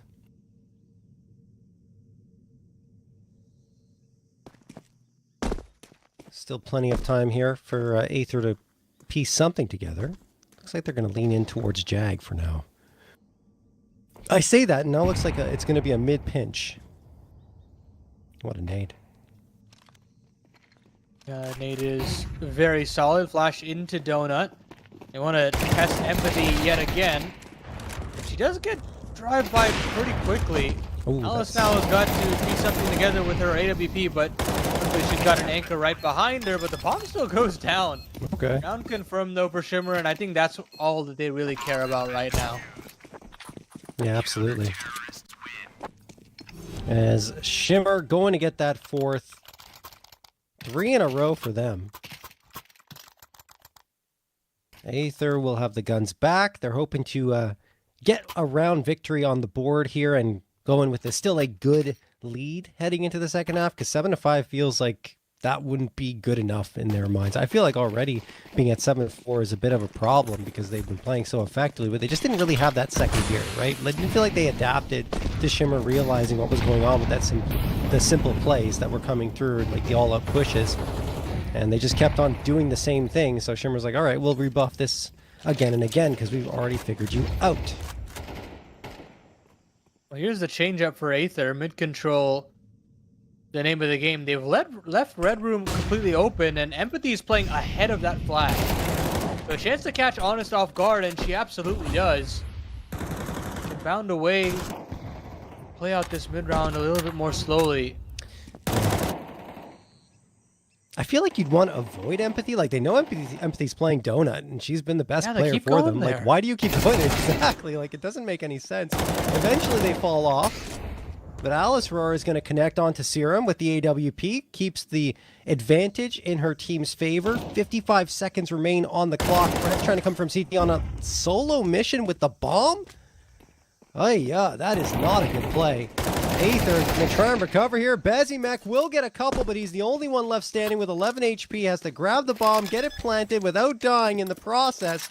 And he will succeed in getting the bomb planted at the very least. The shot fired by STX gives away her position. Bezimek looking for the quick shot. The quick kill needs a headshot here immediately. Doesn't get it. But he finally does afterwards, and now Alice Roar's not here to get the immediate trade. Incendiary is there. Bezimek still has the angle. She's got a smoke as well. Can just toss that down. Does. Nade goes in. Can't kill him. Defusal coming through. The spam is good though from Bezimek. Another 1v3 clutch on his side. And it will be 8-4 for Aether. Just seeing the way his brain ticks in these clutch situations is such a delight. And having the aim to put those clutches together is an even cooler thing to see on display. But Bezzy has manhandled this Shimmer squad to pull it to 8 rounds. And now it's supposed to be the easy part, John. Yeah. Supposed to be. It hasn't been for Aether. Stats don't say that, right? That's the weird part. Very strange. Now CT side has been a bit of a struggle for them. Maybe that'll change here. A pistol round can certainly help you trend in the correct direction. Bezimek primed and ready with the dualies for 3 duels potentially? No? Okay. Bezimek not going to get anything as Shimmer making the approach in towards mid instead, and it's up to Zayler and his P2K. Ooh, aggression here from Bezzy. He's feeling like the player to watch for right now. It only gets 1. Same goes for Honest. Serum on this B bomb site is going to have to do a lot of work, and Predator rotation gets caught out as well, so 1-on-3 now necessary for Zayler. Goes through that spawn smoke, but isn't offered up a kill just yet. 2 players now to contend with, and he's been gooshed up straight away. And yes, he does find a nice one on Alice, but Shimmer still find themselves with that pistol. Alrighty, Shimmer getting a 5th on the board. Pistol round is quite nice for them. On the other end, Aether are not going to force up, similar to what Shimmer did after losing the pistol on their CT side. Upgraded to a couple of Deagles and a P250. Or excuse me, no. Just a couple of Deagles. That is Zayler's P2K. Which we're seeing more and more since the reload change. Got a few more magazines. 1 more bullet in the chamber. Or excuse me, in the magazine. So it helps out. Anyway, heading into this one, Aether aren't necessarily stacked in one direction just yet, but it looks like they will favor the B site in the end with only 1 player in Donut. Well, any sort of kills here would be huge for Aether, but as you kind of expected, the utility in the right places there for Shimmer. And they'll get themselves that 6th round. Cubby player not being that worrying for them in the long run.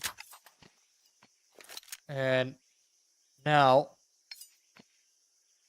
Shimmer will be very happy with the results of this first start to the second half.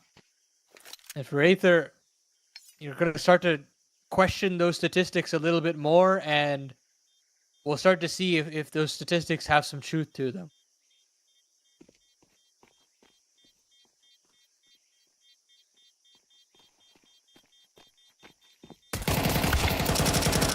Ooh, Serendipity almost going up there a little bit lackadaisically, but she does get the kill in the end. And Brett won't be able to save anything. Aether will be buying up into this round. It won't be a full buy because Serum has to settle for an MP9. The utility isn't necessarily there, but it's still quite potent up against what is effectively Galil's for everyone on Shimmer's end. But they've got the full belts of util behind them.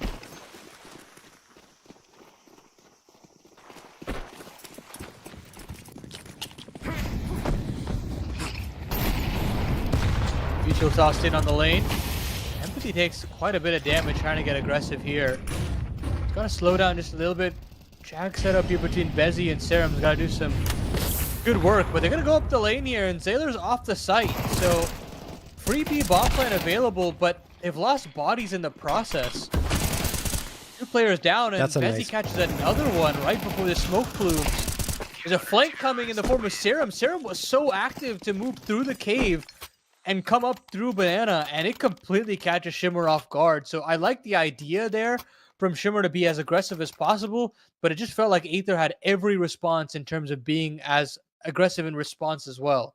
Yeah, I think Bezzy's just playing a ridiculous map of Counter-Strike right now, and not to mention, just that play ahead of the smoke. Smoke goes in, he's like, I'm going to try and catch him off guard. That's the best play to make right now. Otherwise, we're going to be isolated outside of the site, and once he does, then his teammates can activate, and they really don't allow Shimmer to get comfortable at all in that round. Zayler throws the incendiary down, but I think he hears the footsteps. Yes, he does. He will fall back in towards Donut. Smoke is up, and should be a bomb plan here for Shimmer, you'd imagine. Honest goes down due to the spam.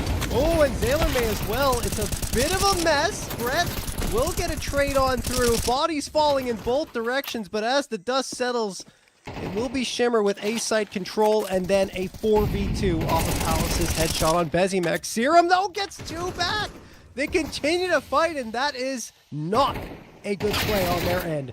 Brett is going to get headshotted, though, and now it's up to Serum to try and clutch out this 1v2. Already has the first 2 frags, gets one through the smoke, and then backs off into Temple. Serum trying to play around here, and he doesn't get the last. Ava will get the headshot with the MAC-10. What a ridiculous round. Some huge kills there from Ava. I mean, the cognizance to know that Brett could slide out into the back of the A bomb site and find that instant headshot was huge.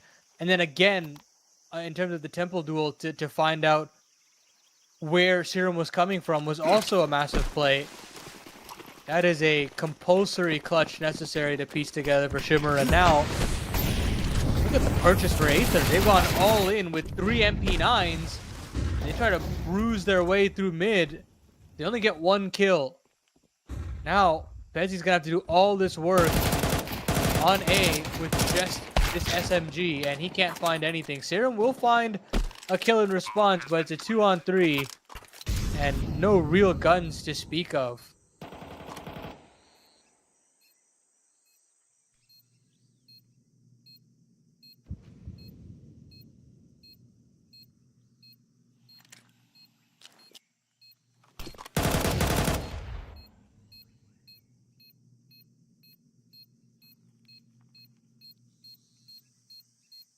Gonna try their hand at this. At least considering it. Be a late defuse. Oh, he might get this. Oh my goodness, Serum is on it. He's got it all the way, and oh my goodness, I think they thought that there wasn't enough time, but Serum even gets a kill on the way out. No. That's a gross round to win. And you could see the piecings together of that round there from Aether, but the fact that there wasn't a protocol in place to stop that from happening is an even more brutal one. Oh man, that is difficult. That is a gut punch and a half for Shimmer. They do still have guns available to them, but their bank accounts are drained. The same can be said for Aether on the other end, but they're feeling pretty good. They're up 10-7. They just clutched that out. Ridiculous play that shouldn't have worked, but it did. Serendipity getting spammed through the smoke down to 50 HP. Serum gets the opener on towards Empathy and Bezimek the Colette. Alice Roar and Ava gone in one fell swoop. Serendipity and STX the last 2 standing. It goes from bad to worse for Shimmer. As STX may get 1, not even. Serum a 2K and Bezimek the Colette to give Aether an 11th. I fear that is the beginning of the end here for Shimmer. Can't really recover from something like that. And you can kind of tell the comms just blew up after the defuse happened. Yeah. Players potentially with mouses off, or hands off of mouse. Hands off of keyboards. And now they've got to give up map and series point. Of course, this is the upper bracket. Still another chance, still another lifeline in this tournament, so count Shimmer out just yet.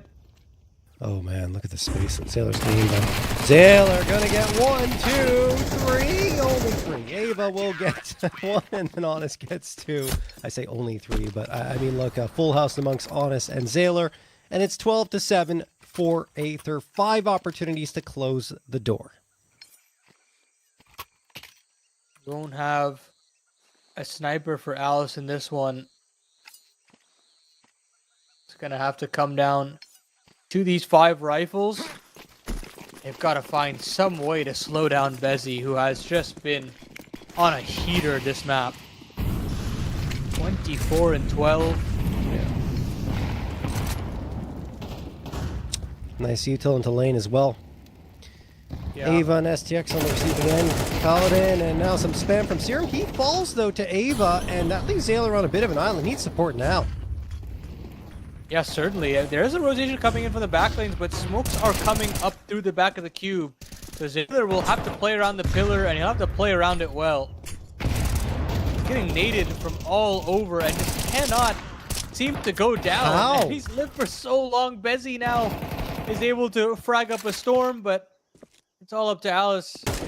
Here off of Banana, he's found a quick couple, but quick couple is all she'll get. Honest finds the player he was looking for, and that's a little bit more what we expected out of Aether. Just a bit more commanding in terms of how they approach their T side, and a lot more active in terms of how they wanted to approach their CT sides as well. Still messy rounds sometimes coming Yeah. through, though, Paladin, but I agree with you. More commanding indeed on Ancient than they were on Mirage. It felt like Shimmer were about to have that comeback, recover the way they did on the previous map, but it was that smoke diffusal, that last second smoke that just broke their backs completely. And you're absolutely right. I think hands were off mouses and keyboards. You saw the player just stop and aim, which you don't want to do. And that's why another frag comes through as well in that round. It's just, the comms must have been terrible at that point. And I mean, It's understandable because of the situation, but you still have to keep your heads on straight. And that's just one of those types of rounds that you just learn from. It's like these teams, this team has suffered a lot of such rounds across their tenure playing in a lot of these competitive leagues. And so I think for them, it's just something to learn from. And eventually you're going to get a situation like that to happen again. And maybe you spam the smoke. Maybe you say, screw it. It doesn't matter whether we lose guns. We just want to secure the round and just leave it at that. I think that's kind of the thing that you just have to learn from and hopefully improve upon later down the road. Absolutely. That does wrap up our first BO3 of the day here, folks. And looking at the time, we got about an hour and 10 minutes to wait until the next one starts. That will be InControl up against Girl Kissers. But until that point, we're head off to an extended break, and we'll be back in just a little bit, folks, with some more Thunderpick.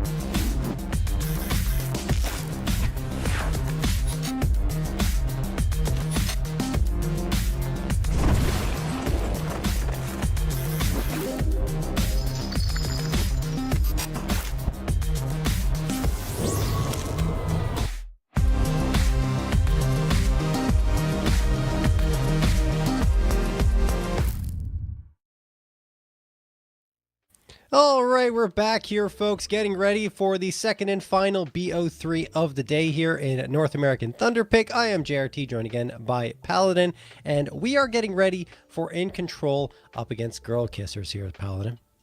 Yeah, I don't know if I'm gonna necessarily call them girl kissers the whole game, but it's an awesome team name, I have to say. Yes, I think we'll just go with GK eventually as Yeah, things yeah. progress. But yeah, let's have a look at the schedule here again, just to talk about what's happened already and what is coming up. And of course, we saw earlier Aether having more struggles than maybe we expected against Shimmer, but eventually getting the 2-0 in a pretty decisive win on Ancient, 13-7, and the previous one 13-10 on Mirage. And now we're here with InControl up against GK. Let's check out that bracket here in this group, though. It's a little bit different. Obviously, before we're looking at Group A, and now we'll be looking at Group B. And here we had Incognito get a forfeit win against Insane Players to open things up, as Insane Players pulled out of this tournament. And InControl and Girl Kissers, the winner of this one is going to face Incognito, and the loser will face, well, no one. They'll get a forfeit win into the decider match. I actually thought Insane Players might have been the favorites of this group, I agree. all things considered, which is very interesting. But that's kind of just how mixes go sometimes, John. It's just they can come together as quickly as they dissolve, and it feels as though that's kind of what went on here. I do believe a lot of those players are now being linked to other projects, so it's not like they're not quality enough players to be in the conversation. They definitely will be, but that gives the ripe opportunity to InControl. I feel like now they're in pole position to potentially qualify. I think in this range of North American competition, they've been the ones that have turned the most heads. No, I do agree. And you know what? On that note, let's check out their roster. Let's talk about this InControl squad. There is one change here, and that is Ayanu is not going to be playing. It's Binox that will be taking his place. And Binox isn't a bad player by any means, but it's just a very big shift, let's say, in terms of a roster that's been together for pretty much, the last 56 maps of play. So it's that's coming through. You still have the core though, so it's still fine. Just that Yenu's also been their top fragger throughout that time with a 1.11 rating. So it's a big piece that you're losing. Yeah, 100%. But I do think that retaining the huge core, the main core, is pretty big. And that to me is kind of what I'm looking towards. And what Binox can really add into this team as a stand-in. We saw some of the struggles that came with a couple of stand-in situations with Aether not too long ago in our last series, and that could be something that the Girl Kisser side could potentially be punishing. And while we're on that conversation, we can switch topics to the GK side. And honestly, for me, I think that the biggest exciting part is actually Mads, and she's not playing today, which is kind of brutal. Yeah, I was going to say the same thing.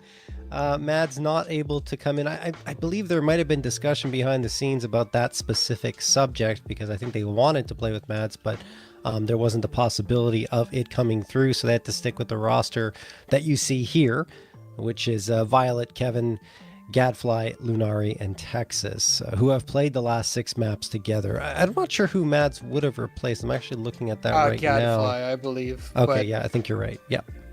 That is the most upsetting part, is that I think she is incredibly underrated, and as far as just like all-time female players go, as experienced as she is, still has incredibly a lot to give.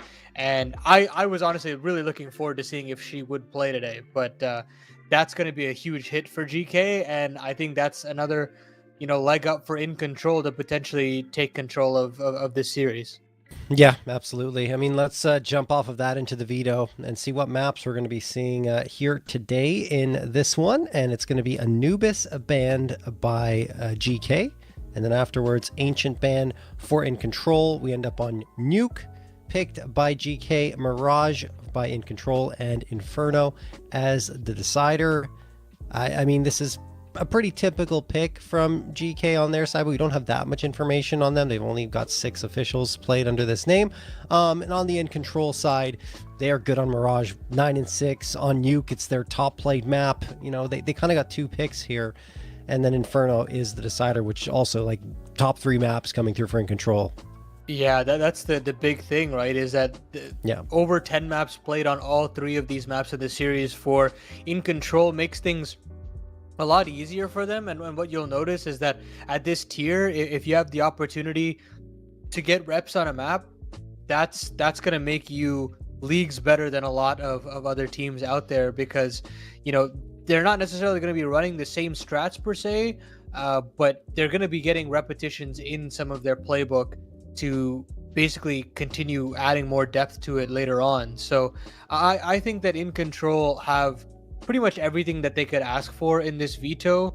There isn't really any gaps, I would say. I mean, the very obvious thing is for GK to come out swinging on Nuke, maybe have a couple of set pieces, maybe a couple of gimmicky trick plays to potentially catch InControl off guard.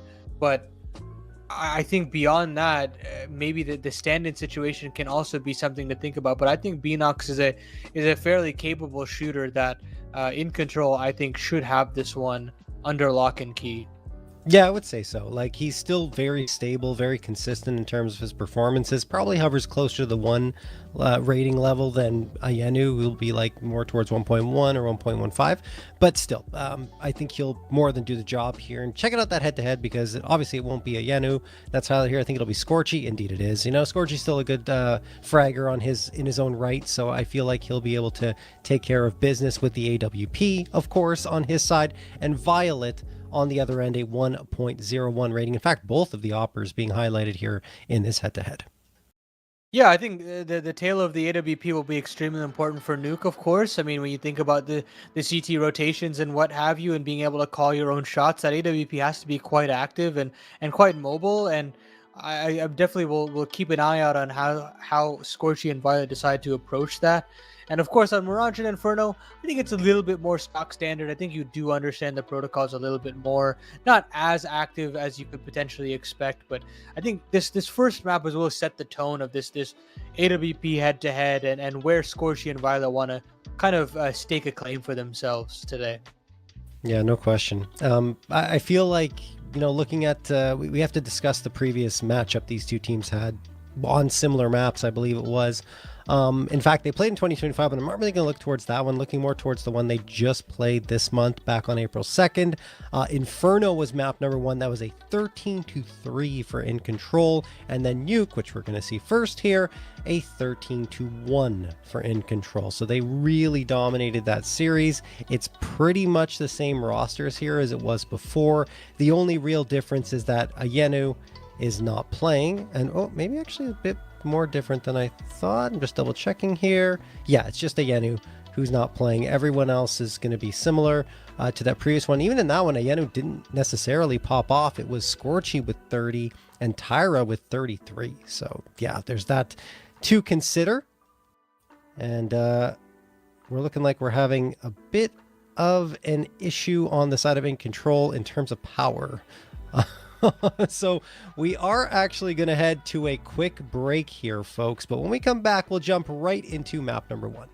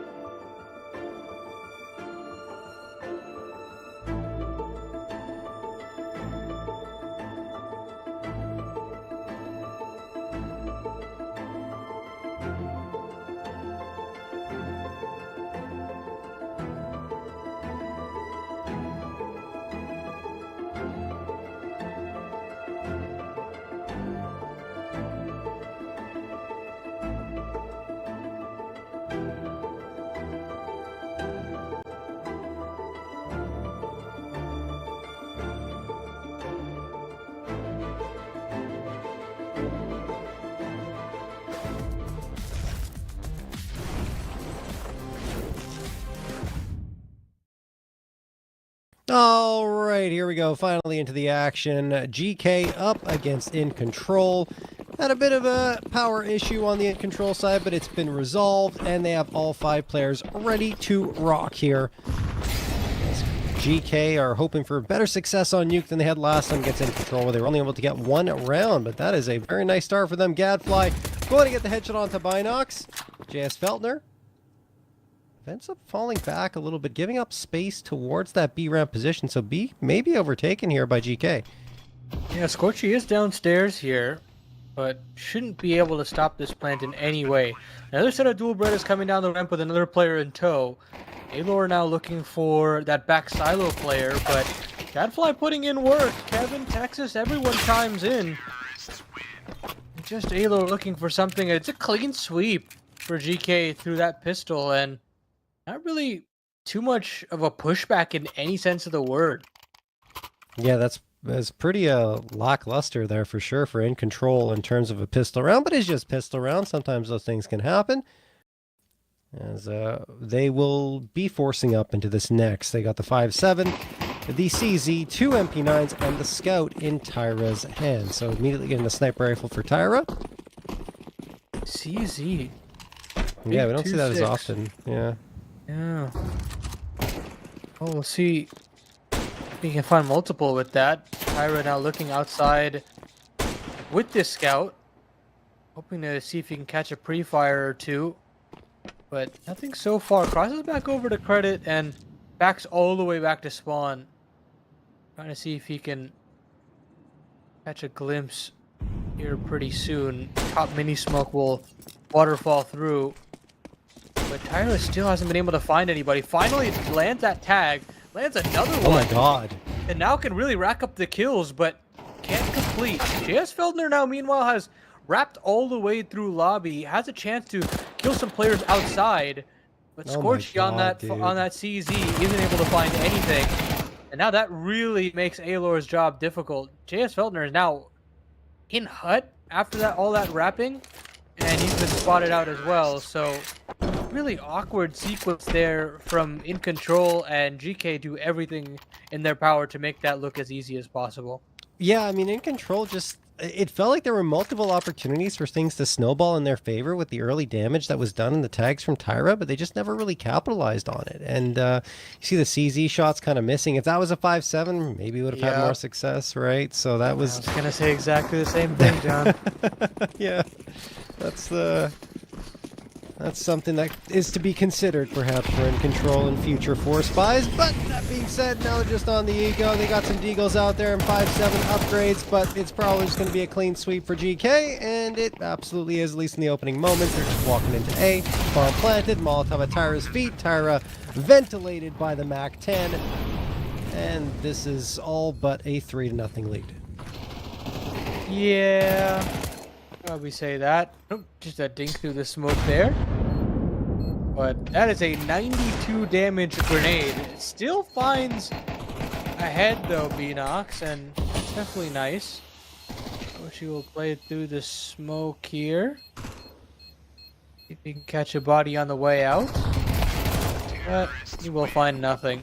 Well watched by Texas, and PK get themselves that 3-0 start that they were looking for, but here comes the true test in this series altogether, is can you hold up against the guns here? That is the question. And we talked about that duel between Scorchy and Violet with the AWP. We're going to finally see it here. Scorchy's got the op.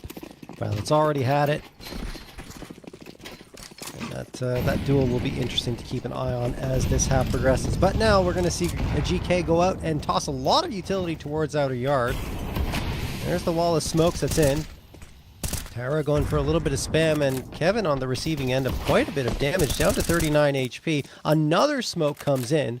GK have a lot of space that they can gain here off of these smokes. I like the play from Tyra, though, going above and getting the elevation here, as he will get the spot, and then Violet falls. JS Feltner and Alor combining for 2. In fact, it's all Alor. JS Feltner just doing damage to Lunari, and now a 5v2 in favor of InControl. Yeah, lovely work there from that outside player in the form of... Yeah. Who was that? Alor? Tyra? Tyra? Yep, Tyra. Tyra. Big 2 kills, and now it primes the rest of GK into ramp. Scorchy does well to find one. Getting a little over aggressive here, in my opinion, but it works out nonetheless. And Scorchy will allow for a couple more upgrades to come through for his CT side, but pretty dominating in terms of how they wanted to approach that opening gun round. Just very oppressive in the outer yard and making sure that that communication is airtight. Yeah, and I'm surprised that GK weren't more wary of the possibility of a boost over that smoke. Like, Tyra's able to kind of freewheel there, doing the damage, getting the opening frag, then falling off. Sound cues there too. Yeah, yeah. Either way, not a good sign for GK, having lost that gun round so decisively. Yeah, oh, indeed. Scorchy through the wall, connects on the Violet. Lucky to be alive is Violet as she fades off a little bit. Tyra coming through with the spam there as a dink onto Texas. This is not the opening start that GK were hoping for, as they just can't gain any ground towards outside. Then Violet gets her head ripped right off by Tyra. A 5v4. I like the idea to play the headshot angle up in Marshmallow like that, but can't really do much if Tyra's nailing shots like that. And still unrelenting on the spam here, so GK want to reorient themselves and move back into this upper bomb site, but what can you really do here? Alor still feeling peachy keen here and back a floor. 50 seconds left on the clock. We've got to start taking space here if you're GK.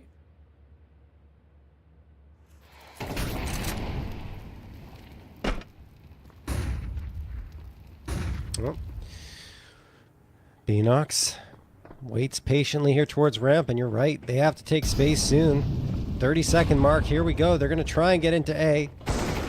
Alor may have something to say about this. He loses his offer, though. Gadfly with a very nice shot in that regard. Then Kevin takes care of Alor. Back and forth we go, and we're forward towards Girl Kissers as they'll get a 3v2 advantage. Beanox and Tyra are the last two available. They've still got a chance to get this retake of how low the health is. But oh my goodness, what a ripper from Kevin. And then he gets the last as well, a 3K for him, as GK have a 4-1 lead.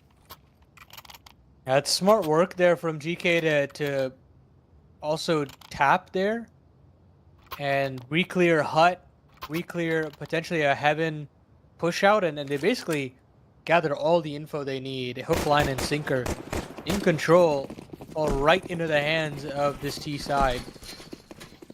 InControl still have themselves one more buy, but they're going to be a little touch and go. Aggression in from Tyra. Pressed up against Glaive here. Hoping to see if he can find a couple. He doesn't really have support. This is a solo mission here from the encroaching CT. And he spotted two. Lucky to find one. Instant headshot onto Texas. But here comes the wrap back downstairs into Secret. And GK are definitely making it quite loud downstairs, but look at this lurk. Kevin makes it all the way out into A, finds that it's completely open. He's caught a beautiful little timing here, but has no idea where they could have gone off to, these CTs. Has an inkling that they could be behind that smoke, but now considering to just bring the cavalry back over to this upper bomb site, it's just, how do you get there? Oh, well, Mini's free and open for business, so that'll be the answer to that question, and it should be an open bomb plant for the time being, but now Alor has a quick flank. Yeah, good job by Alor to get Gadfly. Lunari's trying to come in and do damage, but she can't either. Alor surviving with 3 HP. That's getting ticked down by the Molotov. Kevin's still waiting on the site. He'll hold off Binox for the time being, but he can't deal with Jazz Feltner. Alor with the USP takes down Violet as well right before that. And InControl get a decisive second round victory. Yeah, I mean, it was definitely clear that GK had some idea that Hut had been compromised or Lobby had potentially been compromised, but they still weren't aware of it when the actual bomb went down. And that's the biggest worry for me. That communication breakdown eventually cost them, and Alor does a whole lot of great work there on A. Now, with that GK, we'll have to bend the knee. They will have to take a save here. Pistols pretty much across the board. No armor behind them either. Meaning could be that third round for the CT side as they continue to work their way back into this game. It hasn't been the easiest of starts for them, but they have definitely earned these 2 rounds so far.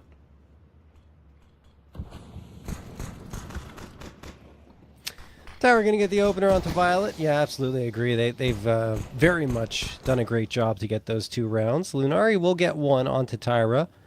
Maybe an upgrade available there? What, Kevin? Okay. Laura just closes the gap. Kevin didn't realize how compromised he was in that angle. Maybe he disconnected even. I'm not even sure. But either way, Gadfly and Lunari just hanging around outside of T-spawn, perhaps accepting their fate and hoping that a gun gets brought in their direction so they can try and save one. But this round is effectively already over. Yeah, you can definitely say that again. Gadfly does give away a little bit of a footstep there, and JS Feldner will capitalize. Aelor there for the final, and InControl get themselves that 3rd round. So now, what is the game plan here for GK? They're going to take a little bit of a timeout here, discuss what's going on. I mean, I like some of their mini wraps where they split into that A bomb site, but beyond that, it has been a little bit of a struggle to get downstairs safely and potentially get a B bomb plant. So I guess the conditioning has to just be a little bit more sharper outside. Find a way to either hold CT's attention in that yard or potentially try to get a mini lurk going. There are a lot of different options that GK can work with, but they've got to be a bit more aware now that they realize that you can't mini wrap till the half is over. You've got to find a way to switch things up eventually. We'll see if they do. Haven't really seen an approach into secret yet at all from GK. Right, they've tried, right? And yeah. It hasn't felt like a real commitment. It's just seeing what they can find and hoping that is the name of the game. That's the answer.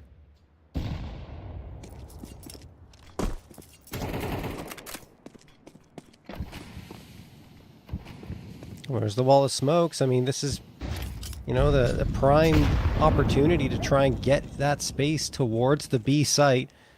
But it feels like they're just lacking the confidence right now, or maybe just waiting out the nades, which are coming through. Oh. No. Oh no, Texas dragged out through the smoke and the box. That is so unfortunate. And Beanox comes through on a flank. No one's watching. JS Felder on the other side taking care of Violet. It is absolute pandemonium in the ranks here for GK. And it's just Kevin left. Beanox might get this. And, well, he doesn't, but he does all the damage. And JS Felder will finish the job through the wall again. What a bizarre sequence. Beanox should never be able to get into a T-spawn flank like that. That is an offensive default collapse there for GK. Not how you want your gun round to fall apart. I mean, I'd understand if you have those kind of holes if it's a eco, right? But yeah, in a gun round like that, it doesn't necessarily bode well for the future of this half. No, not at all. And I mean, also, they could have activated sooner. I mean, if you're not going to have anyone watching the flank, then you need to move faster. You need to make a play. And they just didn't. They just stalled out and allowed Beanox to get into that position. Scorchy's going to get an overkill headshot from the AWP onto Violet. Even more so because there's no armor in play. And yeah, this is a done deal. The rifle's taking care of business. Lunari does get one nice shot onto Tyra, but immediately ventilated by Aelor's AK. InControl have got the lead. Well, GK will come back out. It hasn't really been the tale of the AWPs in this game. Violet struggling to get off the board in terms of calling her own shots, and Scorchy has had some good positions in terms of outside, but hasn't been as mobile as I was expecting on that CT AWP. It really has been the rifles on this defense that have done so much work. Aelor on this A anchoring, and then Tyra in this outer yard, and he's gonna go even more aggressive here, pushing all the way up. I don't know if, he might have been. The flash is splendid. He does a little bit of damage on a Texas, but he doesn't want anything to do with the rest of this, so he's gonna get out of dodge. he doesn't even have to stay there, right? Because he's already put the thought in their minds that he's in that position. So they're going to be really hesitant about the way they're clearing it. And it burns so much time off the clock. So that's a really smart play from Tyra to just back off and let them stew a little bit in that moment of doubt. But now they know he's no longer there.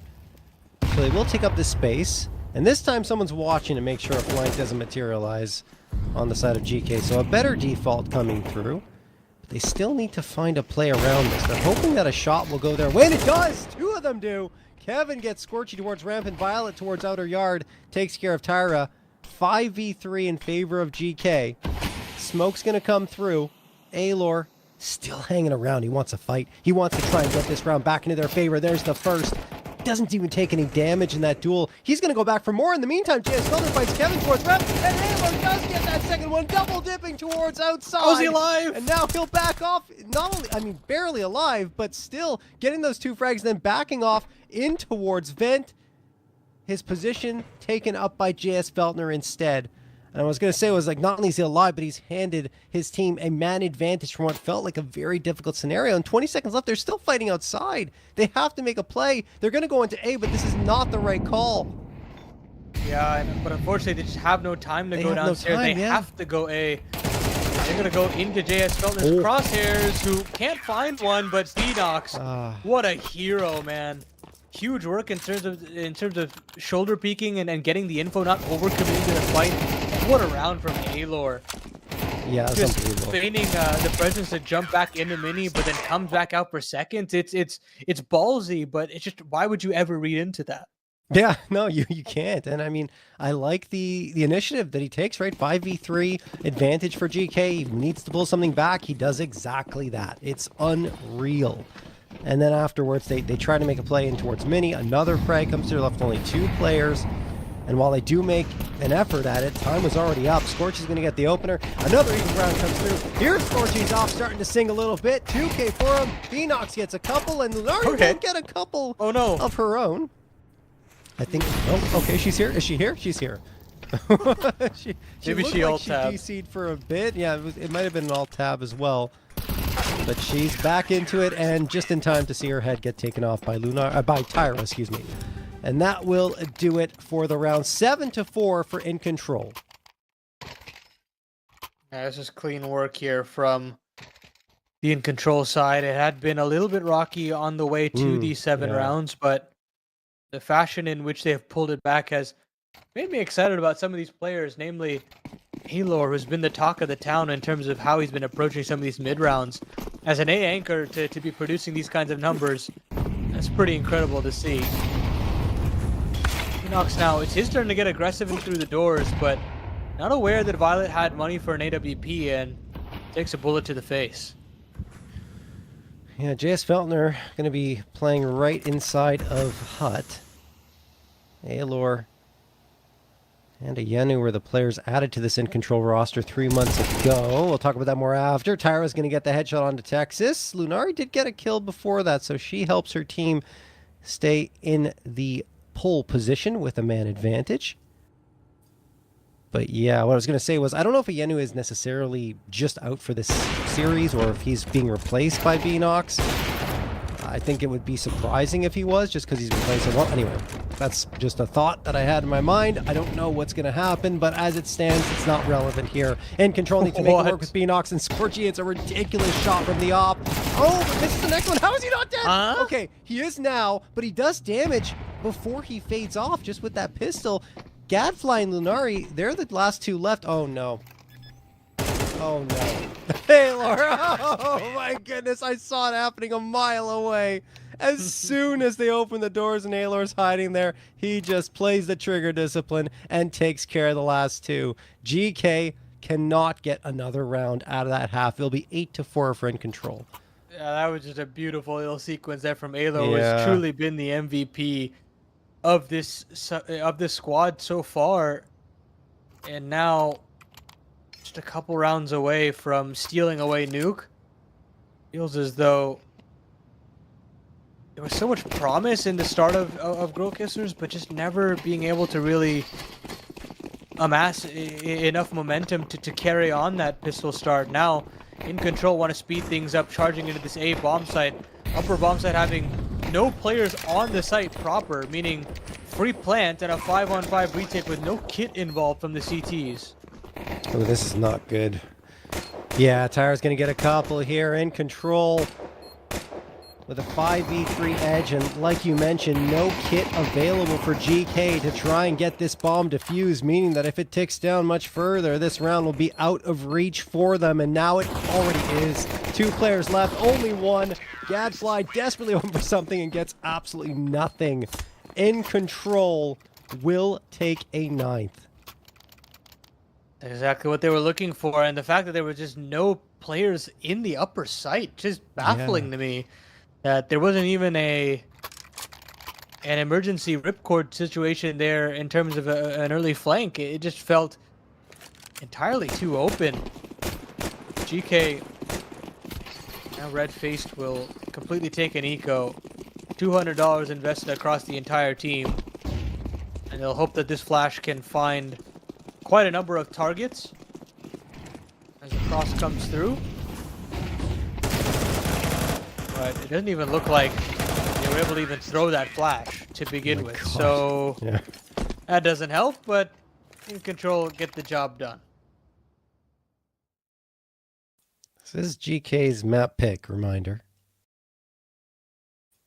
Even though InControl, it's their #1 played map, GK decided to go to it. I believe in the previous matchup it was the other way around. I'm just going to go and double check that. Because I know InControl started on T side last time. Yeah, it was InControl's map pick last time, so that makes sense. Anyway, Kevin's going to get the Molotov frag on Scorchy.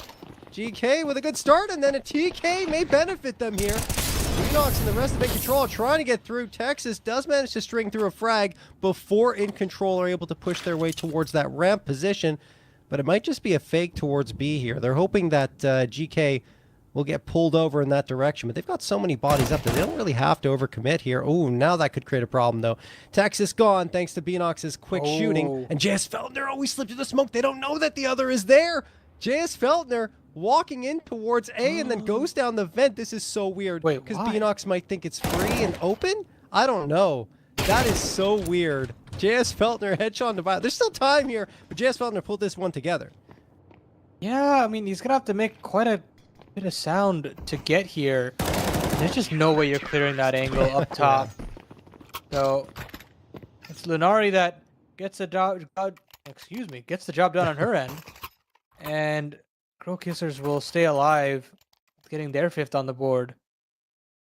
Still feels like a real mountain to climb, though, John. It does. It does. And I mean, like, you also have InControl still on a buy-up here. They're going to have AKs across the board. It was kind of a bonus that went through in that instance. So I don't know how you can necessarily feel about it if you're GK. We'll see. One thing we didn't really get in that previous half at all is a secret play. Like, there wasn't a single time when GK were able to get down from, if I recall correctly. Texas is going to get the opener onto Tyra. That's a good start for GK, especially coming off the FAMAS. Now Violet's going to try and support here towards outside, but they do finally make their way into secret. There we go. Players got into that position. And that will cause one rotation downstairs at least.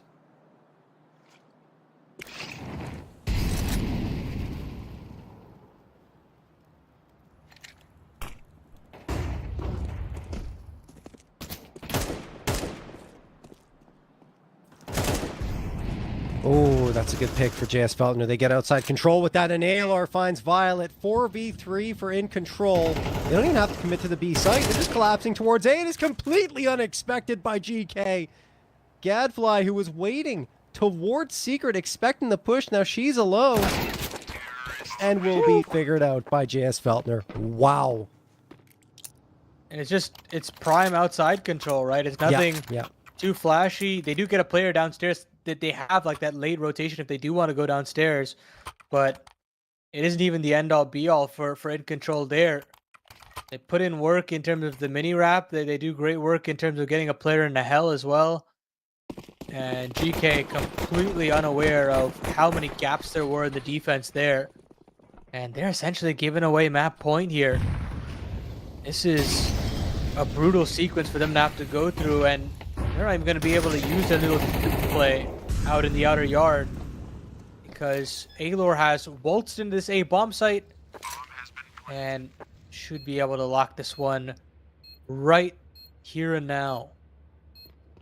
They're going to try our GK, and I can't blame them. Obviously, just an ego, and, well, A for effort, at the very least, but not really much done outside of falling to their deaths. Violet will be the last one available. She's got a flashbang, I suppose, that can be saved over, but her plan, of course, is to try and grab a bigger piece away. Yeah, an exit would be really fine in this situation. Looks like she's going to get cleared here. Let's find a dink, but yes, Feldner finds exactly what he's looking for. There's a... Okay, all right. The game's not over, guys. But I guess in their minds, their confidence is simply brimming right now. 12-5. Basically, every player doing their job and then some. And for GK, just hopelessly out of control in this game, really.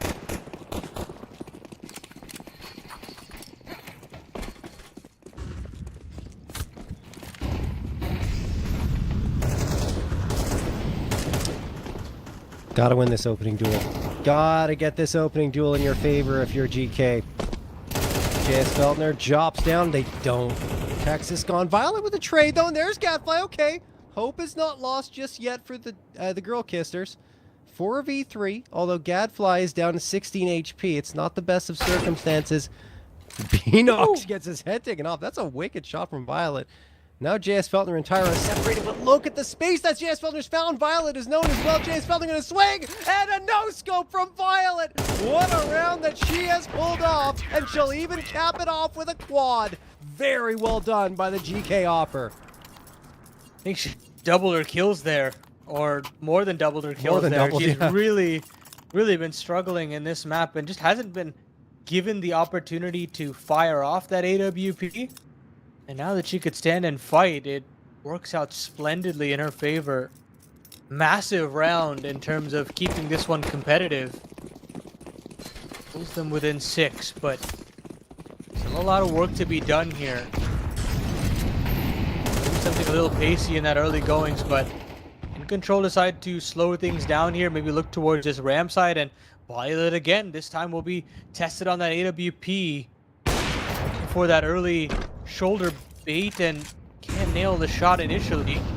Nate is decent to soften up a couple of these players, but InControl still have their eyes set on this B bomb site, and JS Feltner with an electric opening.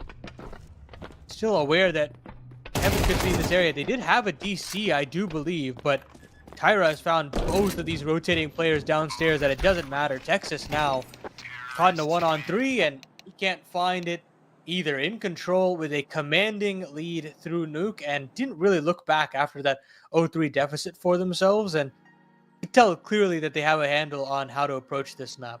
Yeah, and I mean, also you look at it, they only lost, I think, excuse me, the rounds that GK won were off of pistol and 2 conversions, 3-0 lead, and after that only 2 rounds, so a 13-2 run essentially in favor of InControl, and it's kind of more of what we've already seen in the previous series these two teams played earlier this month. Very impressive stuff from Alor, who didn't have a Yenu to back him up this time in terms of the rifling, and that makes it even more impressive what he was able to achieve in that first half.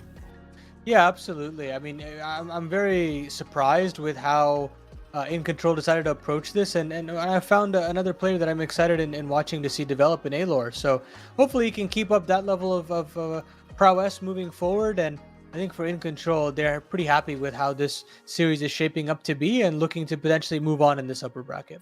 Yeah, they go to their map pick a Mirage, 9-6 on the map over the last 3 months, and I believe they're on actually not that great of a run over the last 4.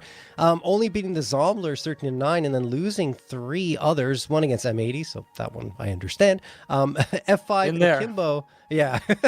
F5 and Akimbo also losses. The F5 one pretty close, 11 to 13, but Akimbo losing 2 to 13 in that one. Akimbo's a fun one. That's like they've reformed that roster, and I love it. Like, they're fun to watch. Anyway, suffice to say, they're on the other side for GK. They don't have that many reps on Mirage. In fact, no reps on Mirage with this current roster. So it's Mirage, though, Paladin. I mean, I feel like maybe there's still a chance.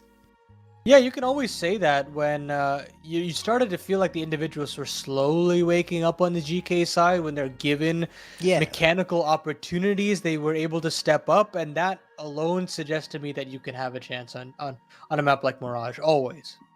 All right, well, we'll see if GK can come back and push this to 3, or if InControl will cruise to another 2-0 after this break.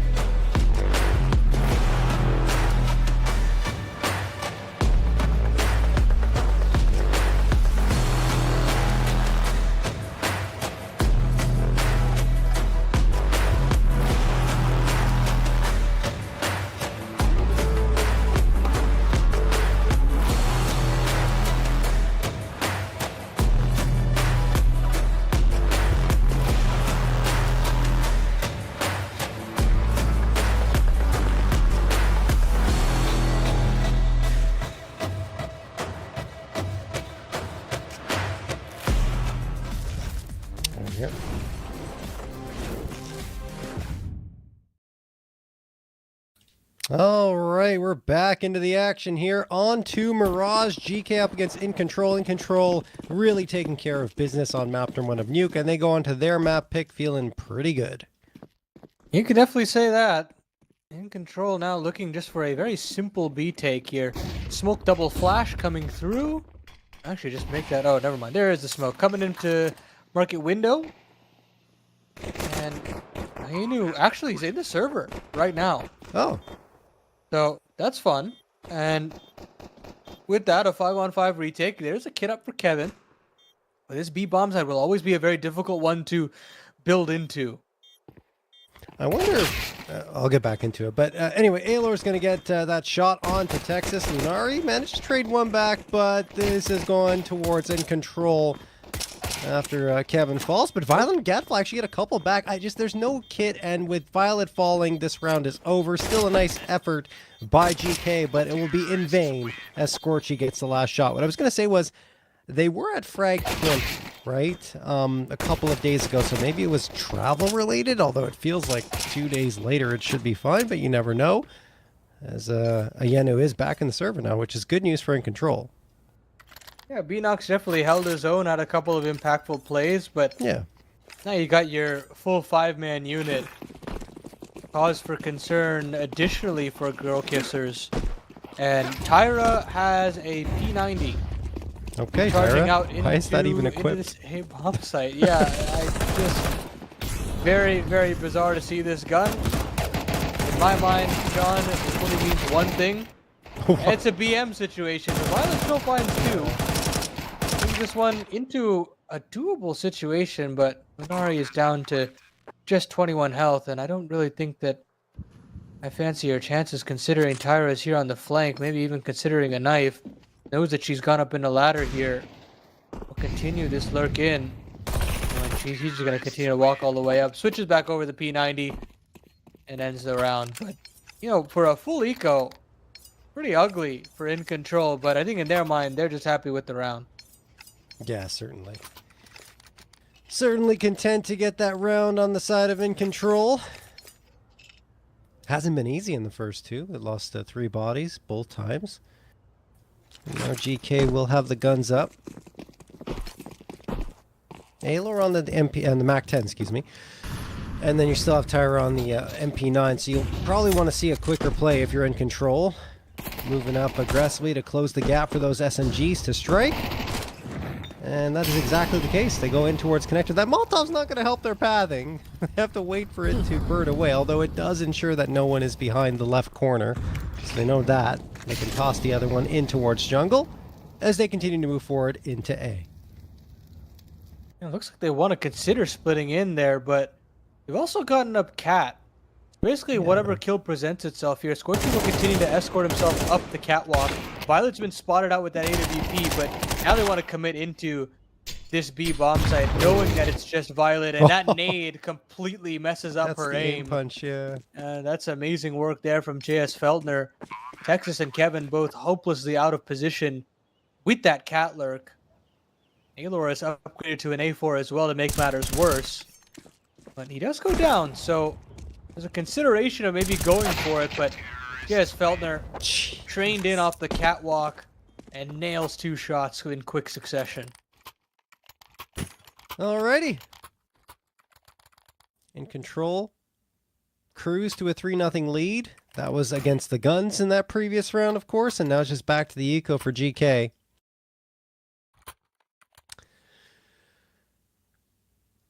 They keep getting kills, at the very least, do GK. And they're keeping the economy honest on InControl side as a result. But eventually it feels like this one could snowball out of their favor.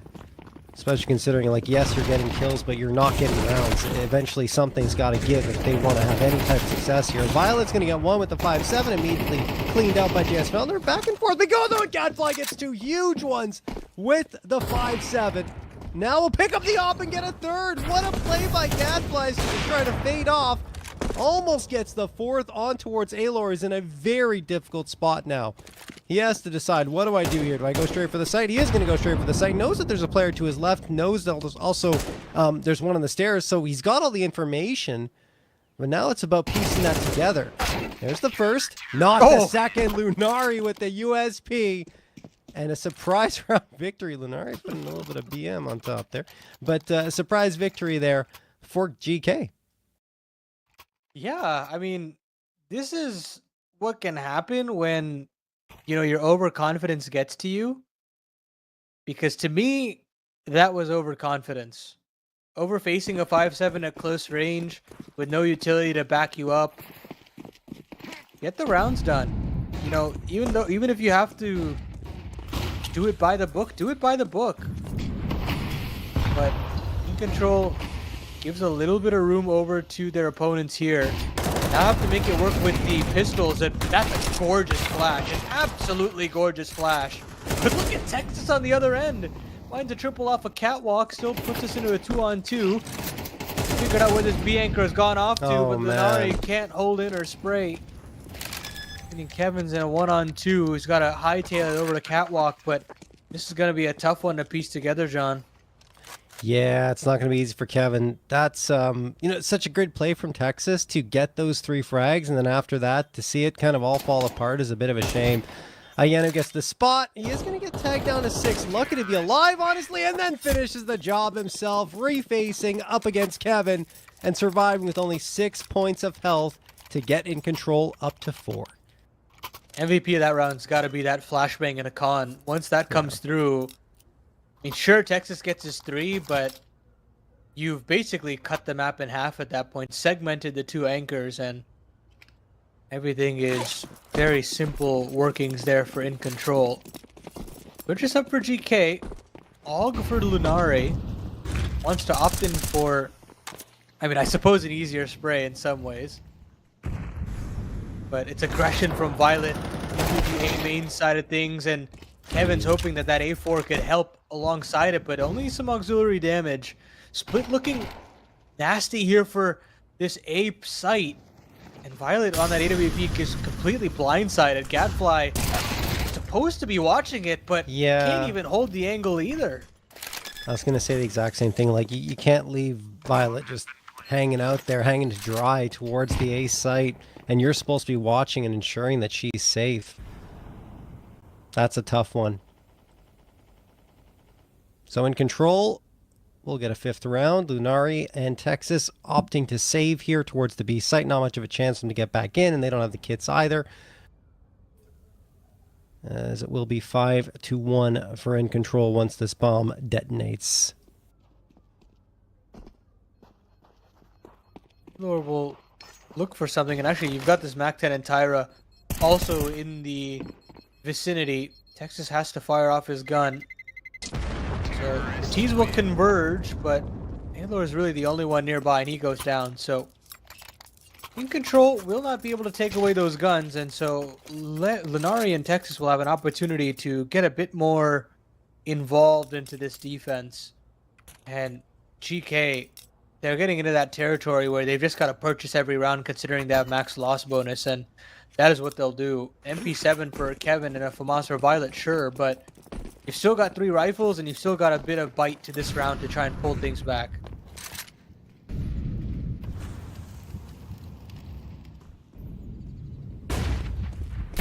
Kevin going to get flashed out here, but not effectively enough. Tyra has full visibility there, takes care of the shots. And I mean, InControl at this stage, having gotten that one, are in a call for their B lurks to rotate over. JS Meltner and Aelor coming through towards mid. Oh my goodness, Gadfly couldn't see a single thing. She falls. 5v3 in favor of InControl, who just continue to piece things together so effectively. At least Violet gets one. She's honestly been the most potent piece here so far for GK, but the nade and the bullets take care of business. Again, she's on an island without any support. And now the bomb will be planted here on this A site. Lunari and Texas may be on another mission to save again. These con splits have been so deadly for InControl. It feels like the main prong of the attack is able to get one, sure, but the decisive blows keep coming in through con every which way, and it just GK does not have a response or, quite seriously, an awareness that these con wraps are happening. It feels like either they're happening too quick for them to respond, or they're just not equipped to deal with it. Either way, they've got to have a bit more snappier of a decision from their cat player, and maybe a little bit more support from a player up through jungle.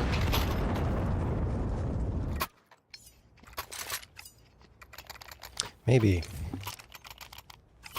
shore up that A site defense a little bit more, as it appears to be continually abused by InControl. I mean, I say that, but they've also gone B and done just as well. So GK, yeah, I don't know. It's hard to say what they need to do. It just feels like they're outmatched right now. Scorchy along with Tyra going towards the apartments initially, but now Tyra's spread out, or split off from that. And the rest of the squad will head in towards the B site. It might be a quick one too. I'm not sure. Violet is waiting here with the AWP, but they're probably going to toss this util and just go straight for it. Violet is glass cannon on this AWP. Flash does not hit her, so she can fire off very simply.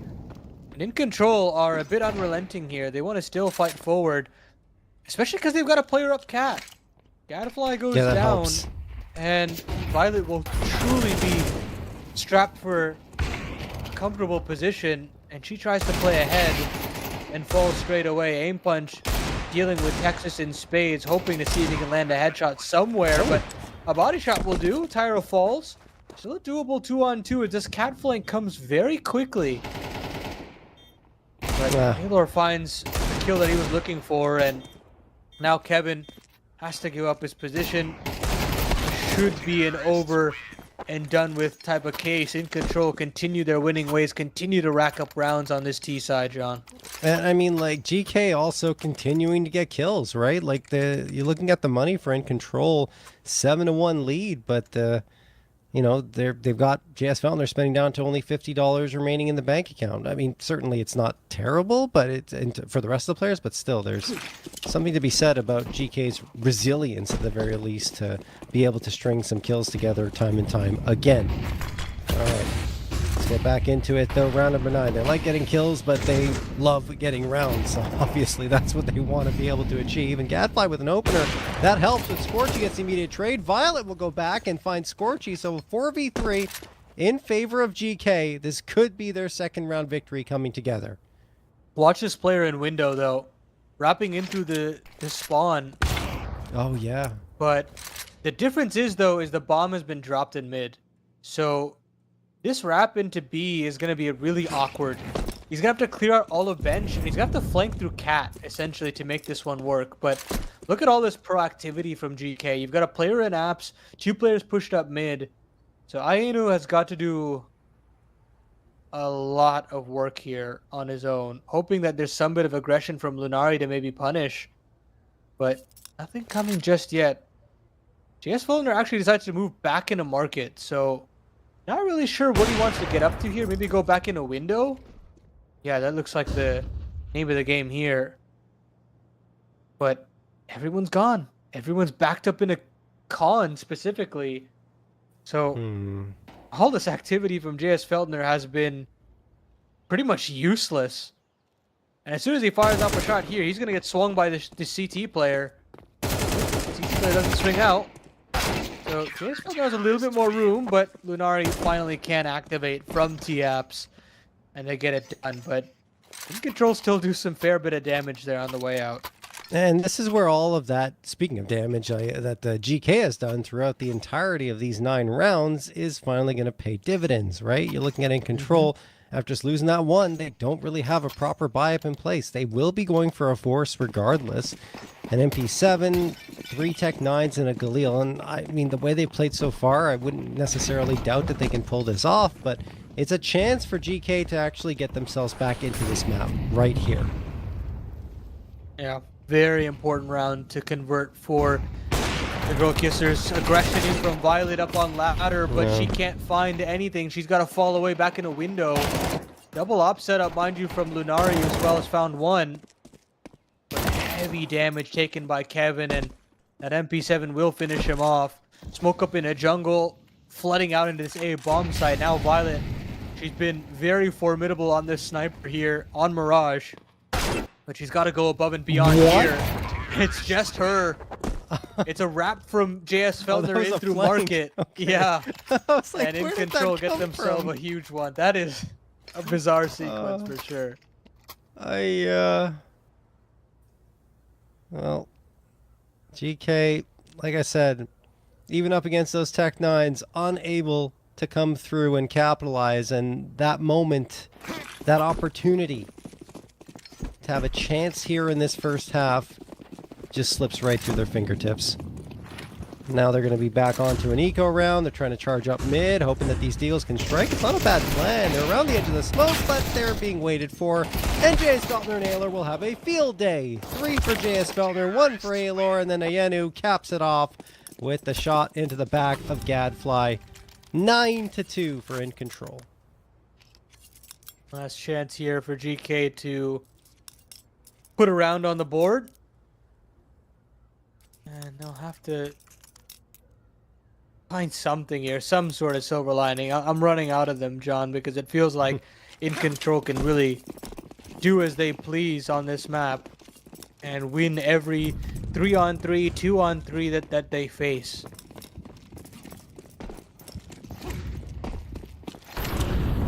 They're just going to send it B. They're feeling confident, maybe overconfident. We'll see. Gadfly will get 1. Tyra gets 2 back, though. And yeah, they just walk into B. Nothing at all available here for GK. They're isolated from the Molotovs, and Scorchy with a quick scope on towards Violet takes care of that. Gadfly and Kevin being bottled up inside of CT spawn. Smoke pushing them back from an attempted retake. There is nothing to save here, guys. You gotta go for it. It is round number 12. Nothing left for you to wait for. And, well, they eventually go and then we'll find their demise. InControl lead 10-2 heading into the second half. It's fun to watch Tyra play some really loose Counter-Strike where his openings have been sick to watch. Just carving up some of these side anchors with ease. And now, on the cusp of advancing in this upper bracket and having a dance with Incognito, which, you know, I did say Insane Players were the favorites through that group, but Incognito is actually a fairly exciting roster too, John. I don't know if you took a look at that roster at all, but that roster is here: Tender, Micro, Arcade, Axed, and Biz, which, you know, still some fun pieces in terms of some of the best in North America. But, of course, InControl still have to earn their way there. Ayeno with the CZ, trying to make this one work, and pretty much as effective as it was on Nuke. Yep. Well, the pistol round, suffice to say, is kind of critical here for GK, and yeah, okay, there we go. Lunari going to take care of Aelor. Tyra, last one standing, and there we have it. Pistol round successful here for GK. And I'm gonna be honest here, GK. I don't know that you should be BMing down 3-10, but hey, whatever gets you pumped up, I suppose. It's just fun, okay? There's nothing better than being down 10-2 and then BMing. It's the best feeling in the world. I can say that because I do it all the time. I know, that's why you're saying it. That's why I'm laughing. Oh, you're too much fun. Well, 14th round of play. We'll see if GK can capitalize off that BM and get a conversion here off pistol. Texas will get JS Feltner, so one of the scouts is gone. Scorchy smoked off here. This is looking pretty good for GK. Not too bad. Mid-control game. Oh! What a shot from Scorchy! 4v4 just like that. And that's why we'll smoke window. Yep. They back away, move back into spawn. Want to re-engage back on this A bomb site, especially because they have this early control, big duel there to be won by Lunari. Now she has a chance to slide up into this A bomb site, and here comes the re-aggression here from Ayenu and Scorchy to get back on A. Aelor is clearing out B, but he's got to start hustling back over. Long range scout shot misses, and so does the Deagle. So this force buy will not have that backing that they were potentially looking for. They can't close out this game early. They're gonna have to do it the hard way, John. Yep. Gonna have to go for the eco in the next. And wait for the guns to come back out. Aelor's, I mean, he's got a chance to do some damage here. Obviously, every kill gets him $600 and his team 50, so I'd understand going for the chase here. Violet, waiting, watching. Should be the one to get this if Aelor comes around the corner. Timing not good. Now she's going to look the other way, and there's one for Aelor. Could even lead to casualties on the side of GK. Yeah, that's what he's hoping for. Will they fall to the bomb is the question. Though. He's dead. But 2 die as well. Like, that's really good. Honestly, considering the circumstances, only 1 survivor forces 4 reinvestments. Yeah, I mean, that's kind of what you're looking for. I mean, you would have loved the kill bonus on top of it, but hey, right? Anything to force a rebuy, and that Are actually they forcing? Really? Yeah, goads them into another force, which I think this is a little extreme, but this is. If there's any team that can get it done as of right now with how they're feeling, it has to be InControl. We'll see. And I'm sure they'll understand without the utility being tossed away on the other end that there is another force buy on the cards. Scout shot does connect from one of your window players, but Tyra playing up close and personal with this MP9. How do they read this? Oh, it's real worrying, but Tyra just nails the dink to find one. Evan does find more damage off Cat, so scout shot taken, but still the man advantage retained here for GK. I think Scorchy's dead. Yeah. Oh, maybe not. Actually, he regroups with his teammates, so maybe there's a chance here. And then there's the flank that comes through. So this is actually pandemonium right now for GK. They don't know where to look. They don't know where the shots are going to be coming from, but they do collect themselves. And it's now only Aelor left again in a 1v4. A bit of a different circumstance. We'll grab the AK off the ground. Maybe you can clutch this out. No, we cannot. Violet takes care of it. And, like, again, that was a force buy coming through on the side of InControl. You got to go for the eco now. There's no sense in throwing the money away time and time again. Yeah, you don't want this to get worse than it actually is. They do have max loss bonus, so you can get some armor behind these deagles and find a gun on the ground you can always upgrade, but BK taking it step by step. Whether these rounds are being offered up to them or they're earning them, they're winning them nonetheless. So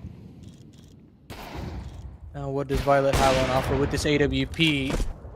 Hit through the smoke off a top con, but still lives to tell the tale. It wasn't on her noggin, so they'll have a chance to move on out, and underpass control has been established as well. So GK should have this one under lock and key. JS Feltner will find one, but smoke up in con means a free wrap into this B bomb site.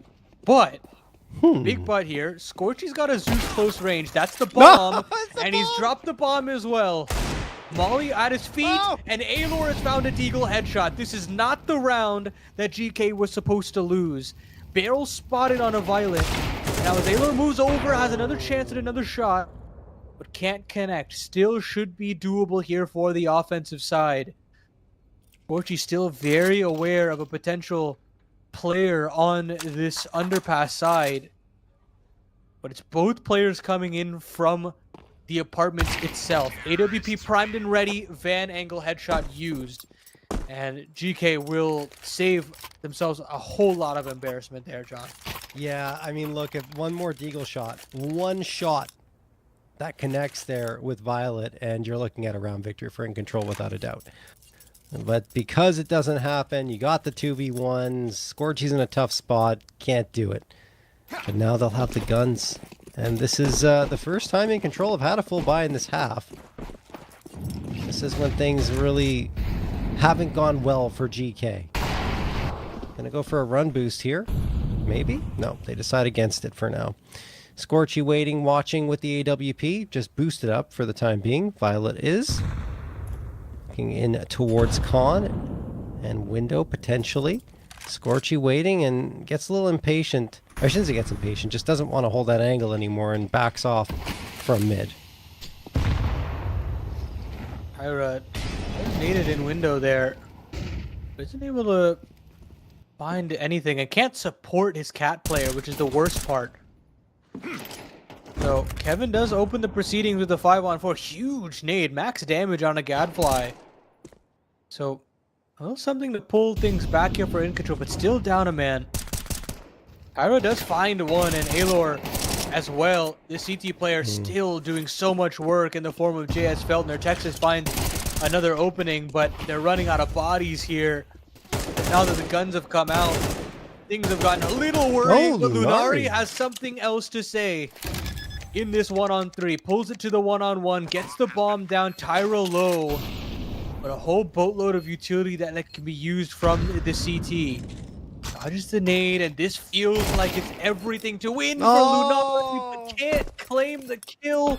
How does Tyra win that off the edge of the smoke? I couldn't tell you, John.